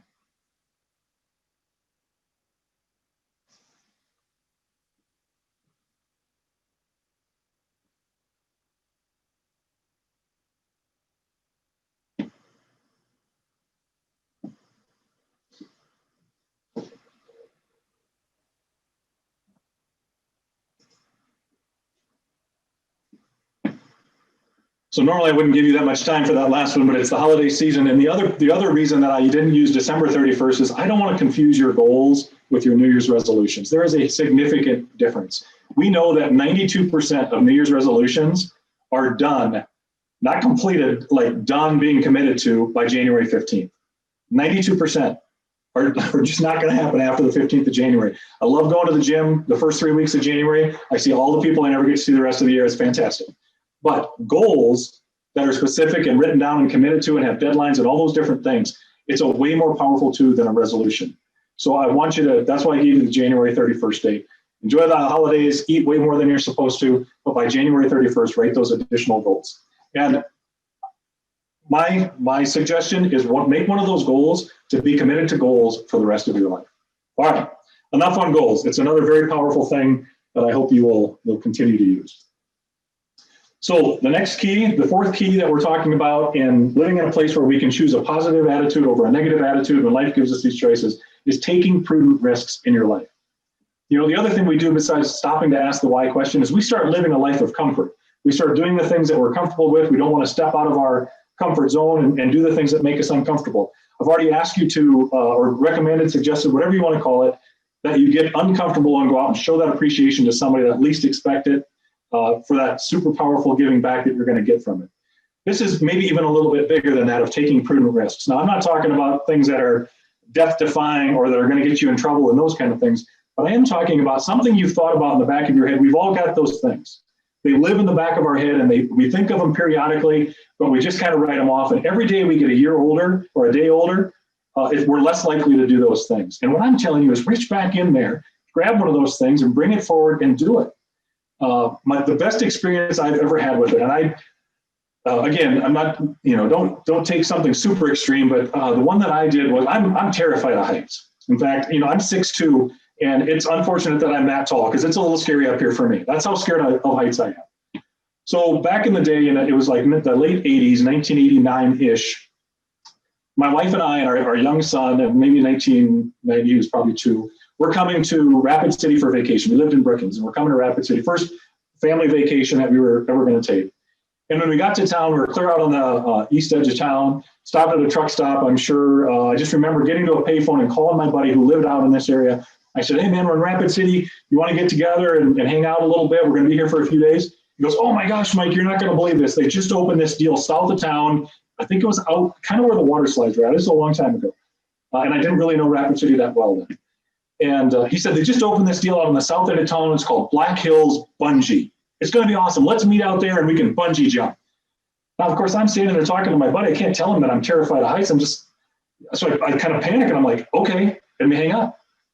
So I walk back to the car and I'm pretty sure I was white as a ghost. And I get in the car and my wife looks at me. She's like, what's wrong? I said, well, I just told so-and-so that we're going to go meet at Black Hills Bungee. She's like, bungee, as in bungee jumping? And I said, I guess. She goes, you're going to go bungee jumping. And I said, well, we're going to meet there. I'm not sure that I'm going to go bungee jumping. So we get in the car and we drive around to the south side of town and we get out there and I'm thinking, it's July in Rapid City. I mean, what are the chances that a tourist attraction is going to be open in July in Rapid City? Maybe it'll be closed. And we come over the hill and you can see the crane that they're using for the bungee jumping. And right down below, you can see this giant sign that says open. So them being closed is not going to be an option. So we drive up and we get to this place. And of course, we get out of the car and we're hugging it out. And he's so excited. He can't wait to do this. And he's like, oh my gosh, I'm so glad you're here. I wanted somebody to do this with. And he won't even give me a minute to tell him that there's no way in hell I'm getting in this crane and going bungee jumping. So I'm looking at the crane and, it's about so high. And I'm thinking, okay, they raise you up and there's like this blue, not even a blue like mattress or a blue air mattress, like a blue tarp. I called it the splatter mat in case things didn't go right. But the crane's really not that high in the air, maybe it's 60 or 70 feet. And I'm thinking, okay, well, if they raise you up and you jump out of this thing, the line will at least slow you down before it breaks. And then it's going to break. And then I'm going to hit the ground. I'll bounce a few times and maybe I can walk away. Because that's what we do when we're afraid of things, right? Fear is nothing more than false evidence appearing real. So I've got every reason in my mind that this is not going to work. But I'm kind of thinking too that if I could do this and face this fear, this would be pretty awesome. But I'm really thinking I've got to talk my way out of it. So I go back to my wife and I said, honey, I'd really like to bungee jump, but I don't think we have the money. I don't think we can afford it. It's going to be, expensive and we shouldn't do this. And about that time, a friend of my friends from Rapid City who was running it said, hey, you guys, we're just kind of getting started, so we'll give you a really good deal. And I'm thinking the last thing I want to do is work out the kinks of your bungee jumping, discount or not. And so I look at my wife and I said, honey, I don't think we can afford to do this. And he tells us the price. And she goes, oh, no, honey, we can afford this. You should bungee jump. You deserve it. I don't know what that meant, but I guess I'm bungee jumping. So I get in the crane, in the basket of the crane, and it pulls me up. And as I'm coming up, and the arm of the crane starts to rise. And then it starts to telescope even higher until we're 180 feet in the air. And I'm 180 feet in the air, terrified of heights. I'm strapped to the bungee cord. They've got it all connected and hooked up. And they want you to step out on this little platform, hang onto the rail, lean forward. And when they say go, you let go, and then you just fall, and then the bungee takes care of it. And I'm thinking, I don't know that I can do this. And I get all the way up there, and I open the gate, and I step out on the little platform, and I'm leaning forward. And of course, what do they say? They say, don't look down. So you look down. And I lean forward, and I'm just getting ready to step back into the little cage and have them take me down to safety. And I hear my cute little wife and my little boy down there, and my wife says, come on, honey, you can do it. Now, I don't know why she sounded like Minnie Mouse on that particular day. It might have been the altitude, it might have been the fear, I'm not sure. But after I heard that, there's no way I'm getting back in there. I've got to come down the bungee jump way. So I drop out of the cage, I go all the way down, I'm waiting for the rope to snap, I come to a slow down, I'm thinking it's going to snap about right now, and it just stops. And I was like, that wasn't so bad. And it springs me back up to about 150 feet, and it does this 5 more times. So by the time I get down to the ground, bad things have happened all over the place, right? And so it's a good thing there's a splatter mat. But I've done it. I've done my thing. I've bungee jumped. I faced my fear. I took that risk. And so that was one of those times in life when I had to make that decision, make that choice. Now, I don't have to go bungee jumping anymore at this age, or the things that we've done, since then. But you do have to find those things that kind of get your blood going again, that make you feel like you faced something, or you went outside of your comfort zone, or make it fun to get out of bed in the morning. It's so easy to get in that same routine, that same regimen all the time, that we get in what's called a rut. We talk about it all the time. Oh, you're just in a rut. Oh, you're just in a rut. The only person that can get us out of a rut is us. But if we're living a life on purpose, if we're setting goals, if we're showing appreciation, if we're taking a few risks in our life, prudent risks, that's where we live in this place where not only are we able to go positive instead of negative when life happens, and not only are we bringing our best self every single day, we've become part of the solution. We've become part of the solution for the people around us because of the things that we're doing. So again, on your sheet of paper, I want you to think of something that's in the back of your head that you wish you'd done, that you think you should do. I had one particular friend that when I talked to them about this, they said, you know what? I need to sing the national anthem at a baseball game or a hockey game or something. So now that individual is going to sing the national anthem at the next day of excellence that we have. She's taking a prudent risk. She wants to get out there and do it, and she'll do a fantastic job. But she's terrified to do it. So good on her for saying this is the risk. So think about what that risk is for you. And I want you to commit to right now that you're going to face that and you're going to do something with it in the next 30 days. So go ahead and write down whatever that is for you.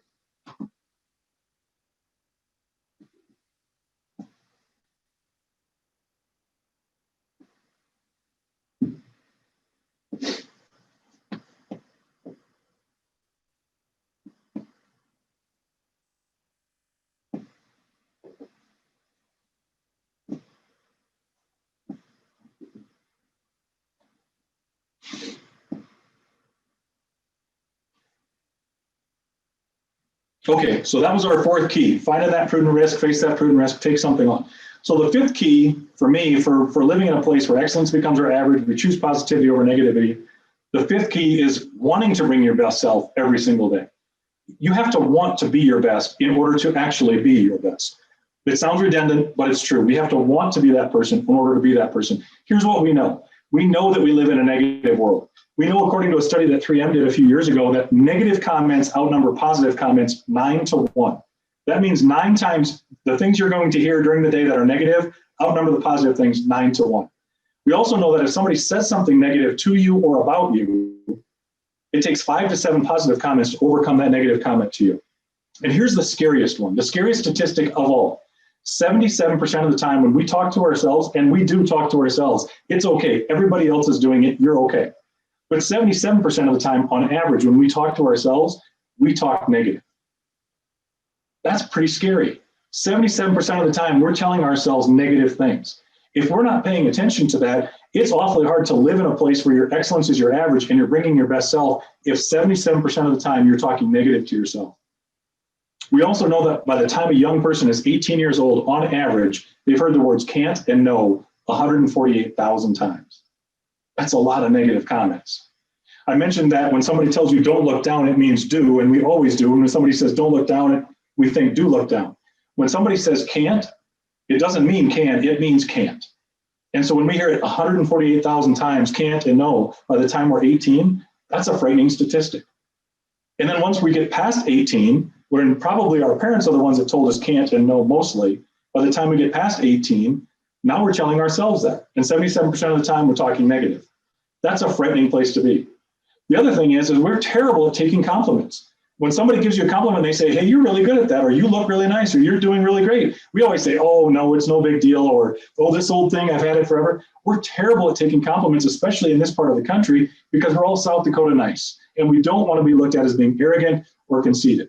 This happens at a very young age. It starts to condition us. It happened to me when I was a young kid. When I was 14 years old, got to take the pickup to town on a hot August day, grew up in eastern South Dakota, high humidity. It was 98 degrees in August, 88% humidity or whatever it was. I go to town to play basketball with my buddies. We're on the blacktop playing. It's hot. And I've got the pickup. And of course, the pickup doesn't have air conditioning. It's, 1980s and it's a farm truck. So I'm coming home. I've got the window rolled down. I've got my arm out the window and I'm driving in the driveway, quarter-mile long driveway to my farmhouse. I come walking in the house and there stands my mother in the kitchen. She's looking directly at me. She says, Michael John, don't you ever let me see you driving like that again. I said, oh, sorry, Mom. I'm supposed to have both hands on the wheel. I know, 10 and 2. She goes, I'm not talking about that. She said, I'm talking about how you had your arm out the window like you're all cool. What are the neighbors going to think when they see that? I said, I don't know, Mom. They're probably going to think you should put air conditioning in the truck. Well, she didn't think that was very cute. But the point of the matter is that our parents tell us it's not okay to think we're okay. It's not okay to be conceited or cocky. I don't think we should be arrogant, but we should be confident and understand our abilities. And it should be okay to be okay. We want to go through life as Tigger, not as Eeyore. We want to go through life believing in ourselves so that we can be our best selves. So here's another little exercise for you. I want you to take that sheet of paper that you're writing on, and I want you to write down 2 things that you love about yourself. 2 things that you love. I love that I'm tall. I love that I'm funny. I love whatever it is. 2 things that you love about you. Go ahead and write those down for me now, please.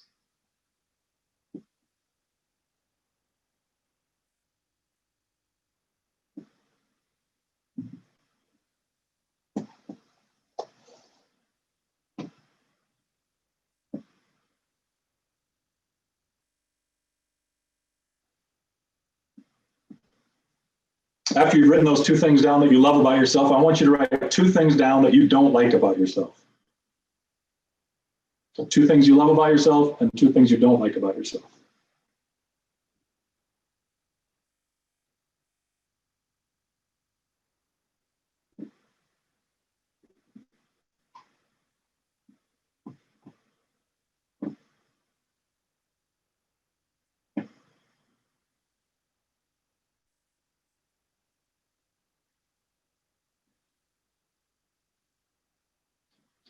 So most of us would agree that it's much easier to write down things we don't like about ourselves than it is to write down things that we love about ourselves. That's particularly true if we would all be together in a meeting room and you're all sitting next to each other, because if you start to write down that I love that I am so good looking, you got to be careful who's seeing that, because they're going to think things about you and you don't want them to think those things. So it's hard for us to admit, and it's because we've been conditioned. And conditioning works like this, and it's happening to us every day, all day. Conditioning works like this. Back in the day when they would bring the circus to town, they had elephants in the circus. Well, the elephant's first job was to tie off to them, and they would raise the big center mass pole for the tent. This was before they had civic arenas and all these different things. They had to build the big top, and the elephants were used to do that. When they got done doing that, they would put them outside of the tent, and they would put a little rope around their front leg and tie it off to just a little wooden stake. Now, these massive elephants could have easily walked away from that. But when they were little baby elephants, they were conditioned to believe that as long as that rope was around their leg and a stake in the ground, they couldn't get away. See, when they were little baby elephants, they put a steel bracelet around their front leg. And inside that steel bracelet, they had metal spikes that went inside. Attached to that metal bracelet, they put a big, heavy log chain. At the end of that big, heavy log chain, they would put a 6-foot steel rod down into the ground. Now, that little baby elephant knew it was supposed to get away, and it would tug and tug and tug at that chain. And it would tug so long that those spikes would start to dig into its leg, and it would get painful. But it would keep tugging, and it would keep tugging until it got so bad and so sore that it would start to give up. And it would start to give up so much that they could take that 6-foot steel rod out of the ground. And then it would give up even more so that they could take that heavy log chain off of it. And it would give up so much that they could replace that bracelet with a rope tied to a little wooden stake. And even as that little baby elephant grew up to be this massive beast, it believed as long as there was something around its front leg tied to that wooden stake, it couldn't get away. It was conditioned. It was born to win, but conditioned to fail. Now, we've all been conditioned. I don't know who conditioned you or how they conditioned you or who you're conditioning or how you're conditioning them. What's important is we understand that it's happening every day, all day. And we just want to pay attention to it so we can control the conditioning. I mean, think about it. A child's tendency at birth is not to be positive or negative. I mean, they just come out crying and screaming because they're cold and hungry, but they're not positive or negative. That's trained. Think about the people that you know. Think about the people that you meet and you talk to, and then you walk away and say, man, I'm glad I don't have to wake up and be that guy tomorrow. They were conditioned for that. Now, I'm not talking about medical things that are happening with people. We're talking emotional conditioning that happens to each and every one of us. So we want to pay attention to it. And it's a powerful thing. It's a powerful thing that if we think about it, we can own it. So if I was to ask you right now, how many of you can speak Chinese? Or if I was to ask you, how many of you can play the piano? Most of you in your heads right now have said, I can't speak Chinese. And you said, I can't play the piano. Well, the fact of the matter is that every one of you can speak Chinese and every one of you can play the piano. You just haven't chosen to learn yet. But we are conditioned to believe or to think right away, I can't. I can't. And that's a negative thought. And at the end of the day, the bottom line is whether you think you can or you think you can't, you're absolutely right. Words do have meanings. When we talked about don't means do, because when you say don't do something, people think about doing it. In fact, that happened. You talk about the don't and the conditioning and words having meanings. When my oldest son was 17 years old, the whole family left and we left him here at the house. And the last thing I said when we walked out the door, knowing we were leaving him home alone the first time, I looked at him and I said, don't you dare have a party. Don't means do. And according to the police report, he did a really good job of do have a party. So words have meaning and we want to be careful with them. People will meet your expectations and we will meet our own expectations. So we want to make sure that there's something worth meeting. That's how important this business is of understanding. Okay, so if we were in person right now, I would engage you in this really cool thing called the ARMS test. But because we're not in person, I want to show you a video from a presentation that I did where we were able to do this. So we're going to share again. Okay, so this is an example of using your power of positive thinking or your subconscious mind. Your subconscious mind is actually where all this starts to happen.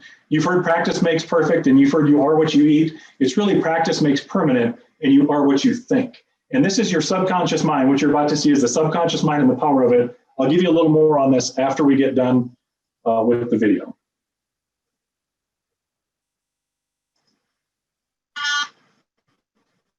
We are conditioning people all day, every day. And that matters. You are being conditioned and you are conditioning. It's happening all day, all around us, whether we want it to or not. We're being conditioned by what we see. And it's so powerful. And you can overcome it all based on how you believe in yourself. It's that simple. I'm going to prove it to you right now. But I need a volunteer. I like to call this the front row, or better known as volunteer row. Hi, thanks for volunteering. Yes. What's your name? Come on up here, please. Cindy, are your back and shoulders healthy? Are they really not? Okay. Okay. So here's what we're going to do. It's going to be the first one to 50 push-ups. And then we're going to, no, I'm just kidding. Okay. So just face me right here. And what I'm going to ask you to do is hold your arms up like this. Hold them up with all your strength, everything you got. Okay. Hold them up there. Okay, good. And your first name was Cindy? Is that right? Okay. So Cindy's pretty strong. Okay. So would you help me out, please? Sure. Oh, look at her. She's very excited about this. Give her a hand. What's your name? Cheryl. What is it? Cheryl. Cheryl. Okay, Cheryl, would you stand here and face Cindy? Have you two met before? Oh, you can shake hands. That's what we like to do in South Dakota. Okay, so here's what we're going to do. What you're about to see is not real, but yet it is. Okay, so here's what we're going to do. We're going to pretend that Cindy is not a great person. Cheryl's going to think some pretty negative things about Cindy, like she's a loser, she doesn't belong here, shouldn't be here. Okay, she's going to think those negative thoughts, even though we know they're not true. And you're just going to stand here with your eyes closed and keep an open mind and not think anything, okay? Okay, so if you would think negative thoughts for about 30 seconds, just think them. Yeah, right. Begin.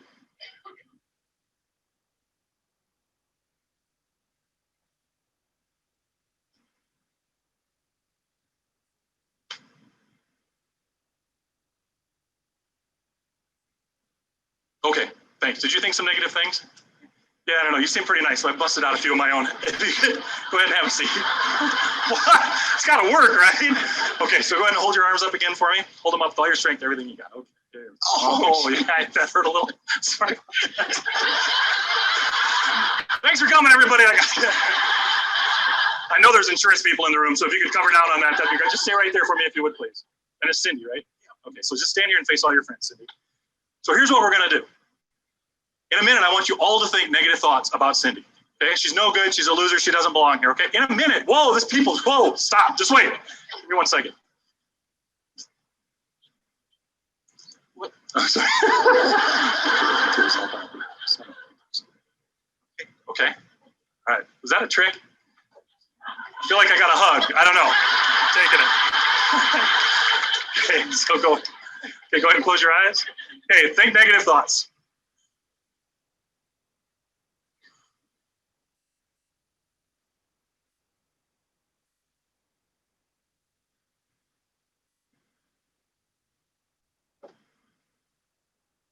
Okay, stop.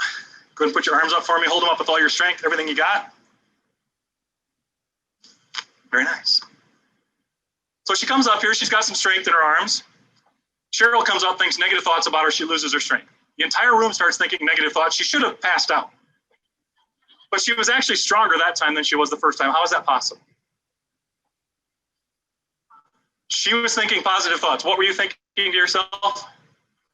I'm finding this wonderful workshop enlightening that I am a good nurse. I have 4 children that are wonderful and awesome, and grandchildren that are the best. Okay, give her a hand. Thank you so much. Appreciate your help. All right, I know what you're thinking. You're thinking, okay, well, that was cool, but he's probably just stronger than her, so maybe he did it, or maybe there's some trick, or maybe he stayed at a Holiday Inn Express last night. We don't know. Again, old people help the young people because that's funny. So I need another volunteer, please. Oh, come on, it just gets worse. I mean, it's not, doesn't get much. Yes, you made eye contact right back there. One of you two, I don't care. Come on, help a brother out. Are your back and shoulders are okay? They're all right. If you could just step out that door right there for about 12 seconds and we'll holler at you. Are we doing on time? Okay. So here's what we're going to do. Can you hear me? Okay, when she comes back in, I'm going to test her strength. She'll be strong, okay? I'm going to ask her name. When she says her name or I say her name, you think she's a jerk, she's a jerk, she's a jerk. Okay, then I'm going to test her strength again. Then I'm going to ask her where she's from. When she says where she's from, I want you to think she's great, she's great, she's great. Okay, when I say her name, she's a jerk. Where she's from, she's great. You with me? Would you holler at her and ask her to come back in, please?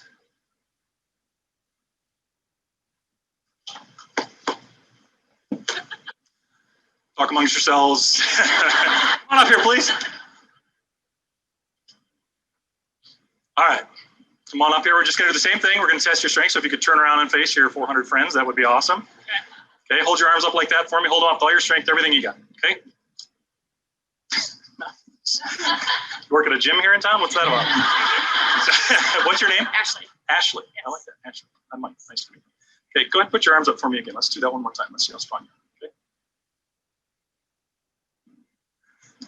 Okay. I don't know. That's not really ever happened. Where are you from? Sioux City. Sioux City, born and raised. Sioux City. Nice town. Oh, yeah, give her some love. It's okay. Go ahead and put your arms up for me. Let's try it again. I'm not sure. Wow. So Ashley. Yes. Okay. With L-E-Y? Yes. Or L-I-E-G-H or something? No. First time. Very nice. Did you pick that yourself, or is that a family name? Okay. All right, hold them up there. All your strength, got them. So do you live right in Sioux City or one of the little suburbs, like in Dakota New? Right in Sioux City, right downtown. Yeah. Very nice. Your whole life? Your whole life, very cool. Okay, one last time, I promise, okay? Hold them up there, everything you got, all your strength. Okay. So are you wondering what's going on? Yes. Yeah, so are we, I don't know. Thanks for your help though. I'm just kidding, stay right here. Okay. So here's the deal, when you left the room, I told them when you told me your name was Ashley, they were all thinking she's a jerk. Why would they say that? Because I told them to, but we didn't mean it, right? But then when you said you were from Sioux City, they were all thinking she's, and you got your strength back. Weird, huh? All right, thanks for your help. Give her a hand, please.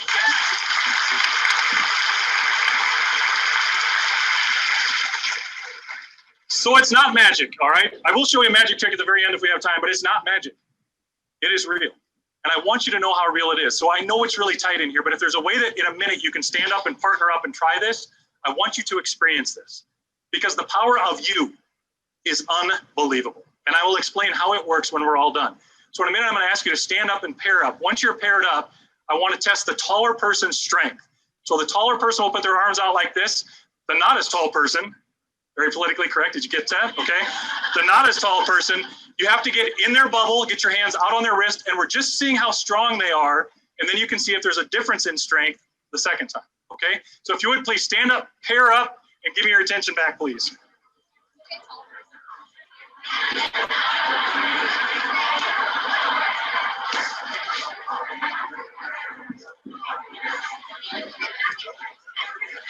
Go ahead. Yep. Go ahead and test their strength, if you would, please. Test their strength. Okay, once you've tested their strength, give me your attention, please. If I can have your attention, if you work with me, we're getting short on time, and I need to explain how this all works when we get done, okay? So tall people, if you're having your strength tested, here's what I want you to do. I want you to close your eyes, repeat these things to yourself as though they're true, even though they're not true. So I'm going to say you're a loser. You're going to repeat to yourself, I'm a loser. Okay, to yourself, as though it's true, even though we know it's not, all right? Tall people, close your eyes. Say these things about yourself. You can leave your arms down, arms down. Say these things about yourself as though they're true, even though we know they're not. You're a loser. You know what, tall people? Let's have you say it out loud. It's just more fun for the rest of us, okay? So here we go. Tall people, close your eyes, arms down. Here we go. You're a loser. You're no good. You don't belong here. You don't care about people. You don't care about things because you're a loser and you're no good. Okay, go ahead, open your eyes, test their strength.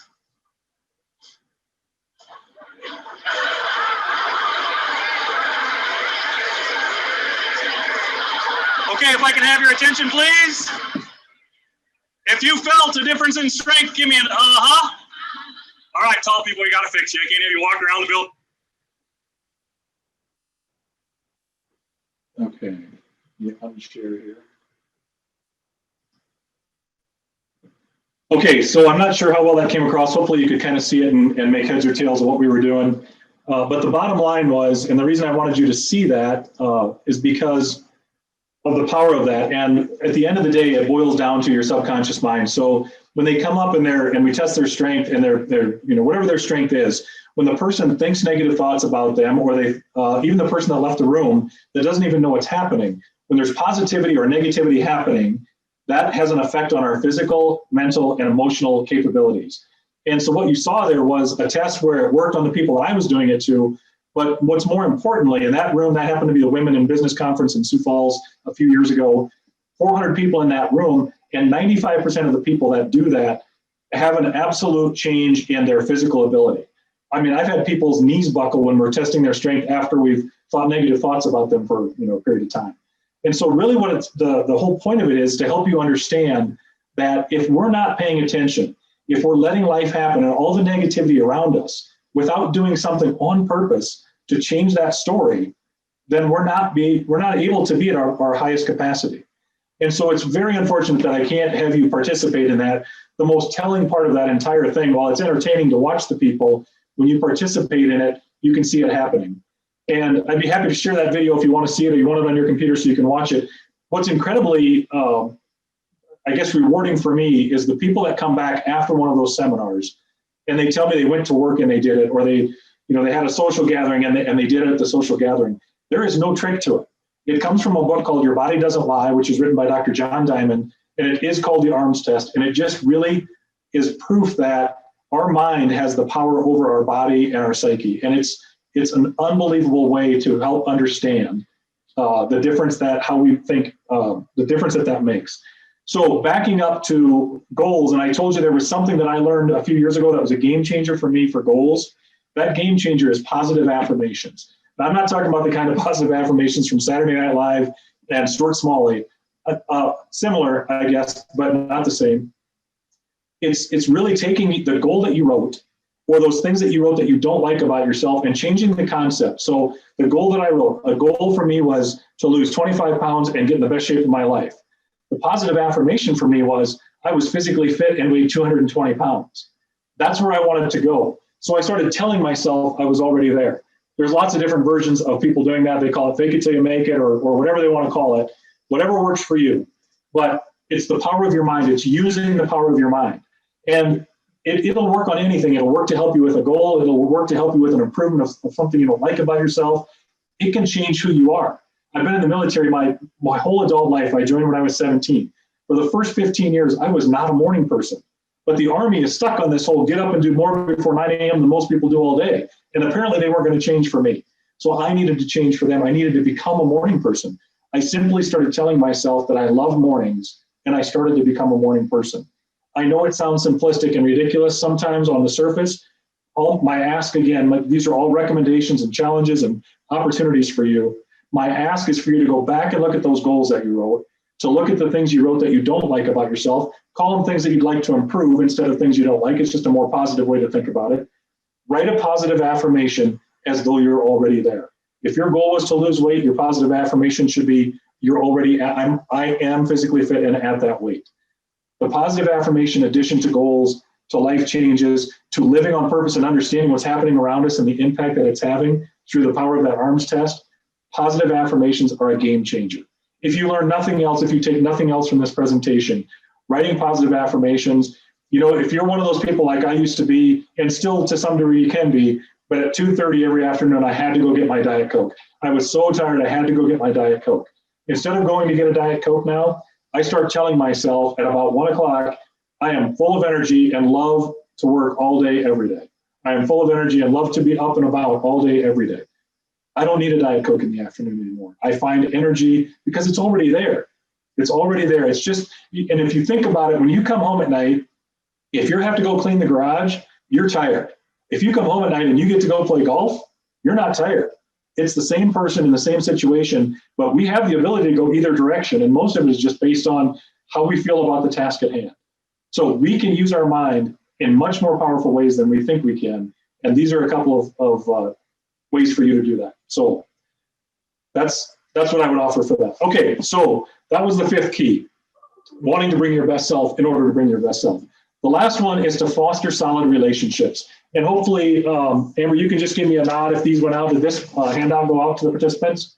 It did. Okay, perfect. So hopefully you've had a chance to print this off, because I'm going to ask you to take 5 minutes and complete this first page. I think you can probably see that. I'm holding up the DISC assessment, the first page of the handout I sent you. So hopefully you printed that out or you have it in hard copy. If you don't, you can look on your computer and make heads or tails of it. This is kind of an important piece of this is the 6th and last key that we're going to go through. I've got about 15 minutes left, I think, with you, or about 11 minutes left. So if you can do me a favor, if you've got that printed out, hopefully you do. If you don't, print it out quick, or you can fill it out on your computer. But go ahead and complete this. On the top of this, I would ask you to put at work, and then you're going to fill this out based on the person you are at work, okay? So this is part of the DISC personality profile. And once you get it filled out, we'll go through it, and I know some of you have done DISC before, maybe you've done Myers-Briggs, but if you'll do this for me, just entertain this and work with me here, and then I'll show you why. So take about 5 minutes and fill it out for me quickly, please. Actually, about 3 minutes.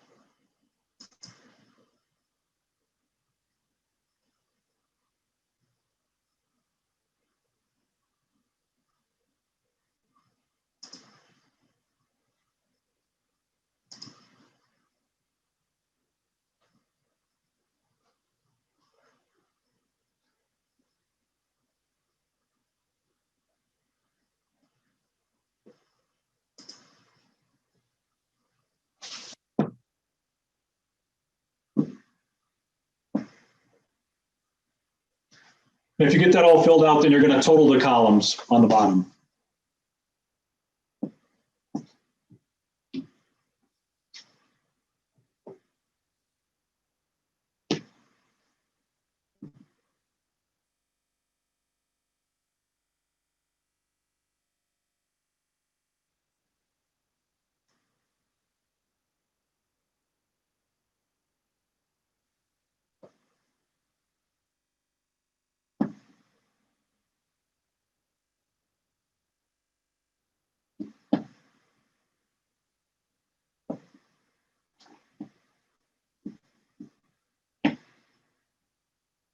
All right, so hopefully you've got that done. If you don't, that's okay. You can finish it up after we get done. This is obviously yours to keep. You've got it now. So really the whole point of this key of fostering solid relationships and how it affects our ability to be positive instead of negative, to live in a place where excellence is our average, to see the world in a better place, to a better lens. It's really about being the person that's making the effort to have those relationships. And really it comes down to a couple of different things. One is relationships are built primarily on trust and sincerity. And we show trust and sincerity by working to be a good friend, to have a good relationship. And the reason I ask you to fill out this DISC profile, and again, you've probably done these before, this is a very modified, shortened version, but it's just kind of a reminder of who we are as people. And if we understand who we are as people, it allows us to try to figure out who the person we're communicating with, what type of personality they kind of resonate to. The reason that's important is the golden rule says, treat others as you'd like to be treated, or do unto others as you'd like to have done unto you. When it comes to communications, we have to go a level up to a platinum rule and communicate with others the way that they want to be communicated with. So on that DISC profile, on this form that you filled out, you've got the 4 columns there. And in those 4 columns, the first one at the bottom there should be a line to put a letter. You're going to put a D. Under the second column, you're going to put an I. Under the third column, you're going to put an S. And under the fourth column, you're going to put a C. And that should be under your total numbers. Whatever column had the highest total for you, that letter is the corresponding letter for your personality type. And it's your primary type. As you can see, you've scored in each one of the 4 categories. So you've got each one of those categories in you, but that highest number is where you resonate most to. In this organization, in this room, most of you are going to resonate on that SC side, because you have, if you're in this business, you're probably more about numbers and specifics and being factual, and things have to be accurate. If you're on my side right now doing the public speaking, you're probably more on that I side, that social, I don't care about facts, don't bother me with details, let's just have fun. Those are those kind of things. So if we think about the D's, I's, S's, and C's, very simply, and these are generalizations just to have fun, right? So if you think about the people you know that are D's, these are people that are doers, demanders, drivers. They're not the kind of people you want to borrow money from or ask to borrow money, because they won't lend you money. They're get people or get things kind of done.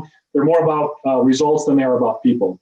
If you think about I's, people that are I's they're social people. They like to have fun. They like to host the party. You can borrow money from these people because they won't remember they loaned it to you. Okay, they don't have a lot of detailed body or detailed parts in them. Kind of need a GPS to get home or they get lost, that kind of person.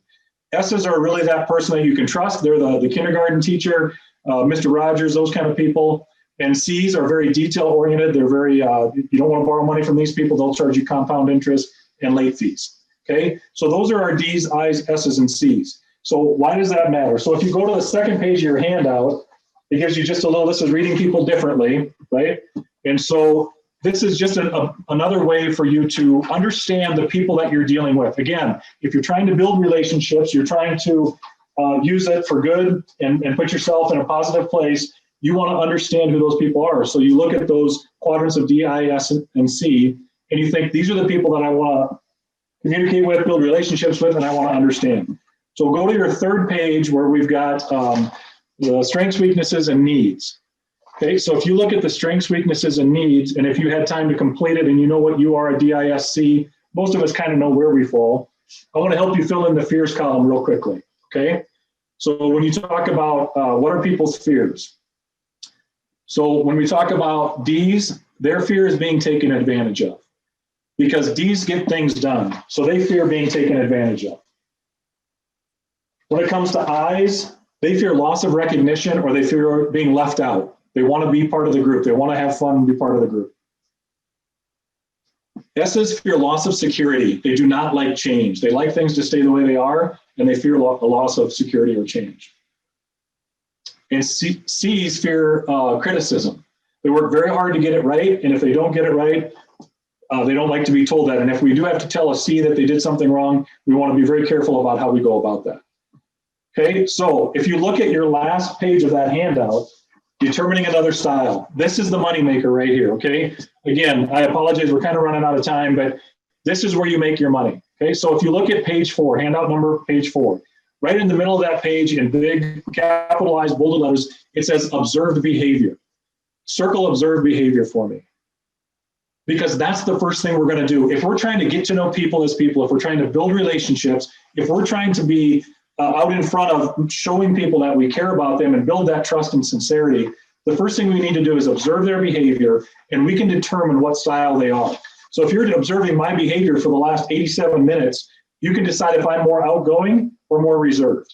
Well, most of us would agree that I'm probably more outgoing. So you're going to go from observed behavior and go up to the top of that page to outgoing. Okay, so you've gone up, so you've eliminated S and C, which is good. I'm not an S and I'm not a C, okay? So between D and I, you have to figure, you have to look now to the left and right.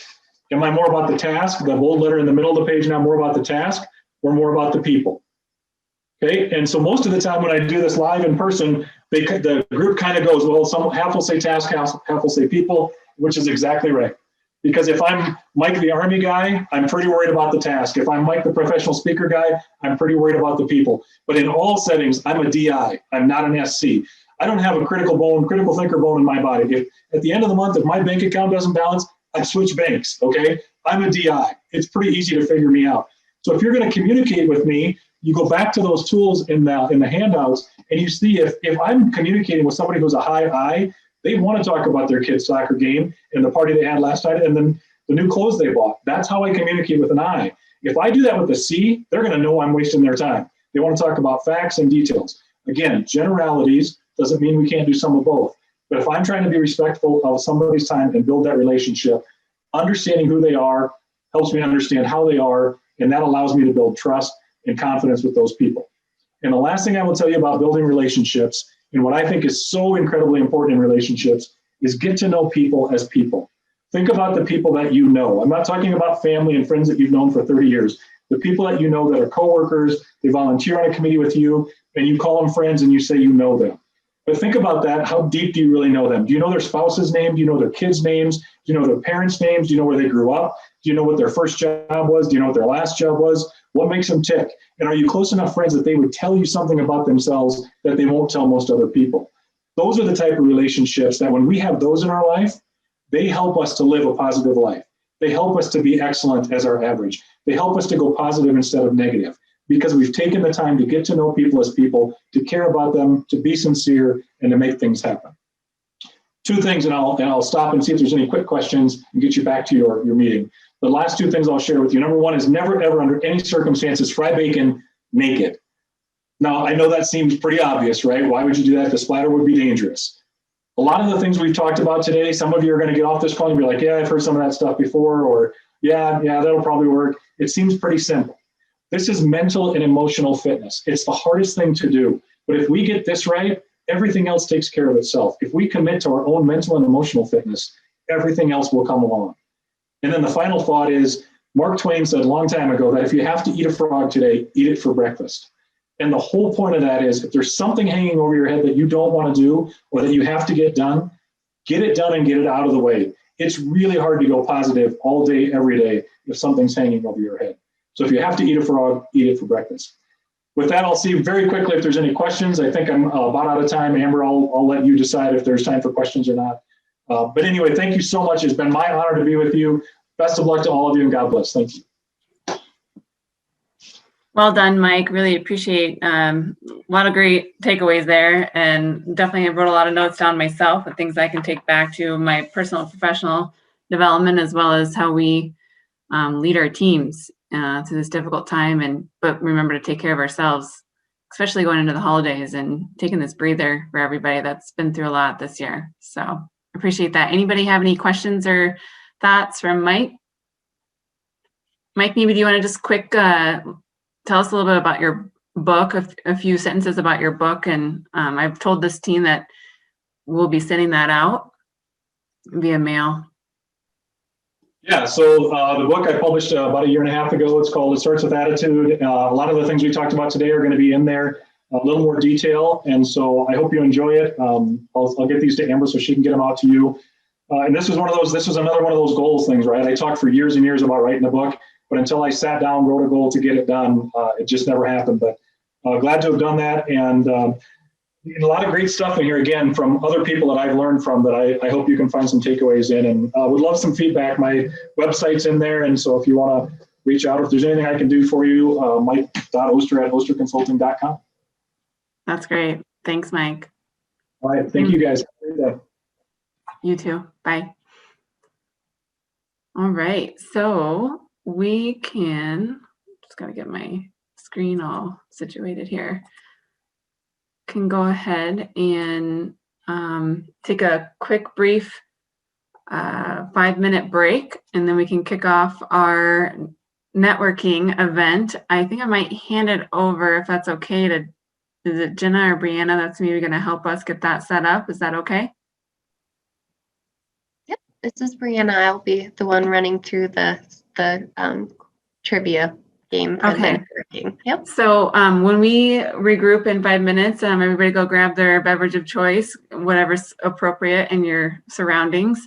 And well, Jill, if you don't mind, maybe you kick it off, and then have Brianna can help us facilitate. Okay. All right. It is 4:34, so we'll see you back here at 4:39. Thanks.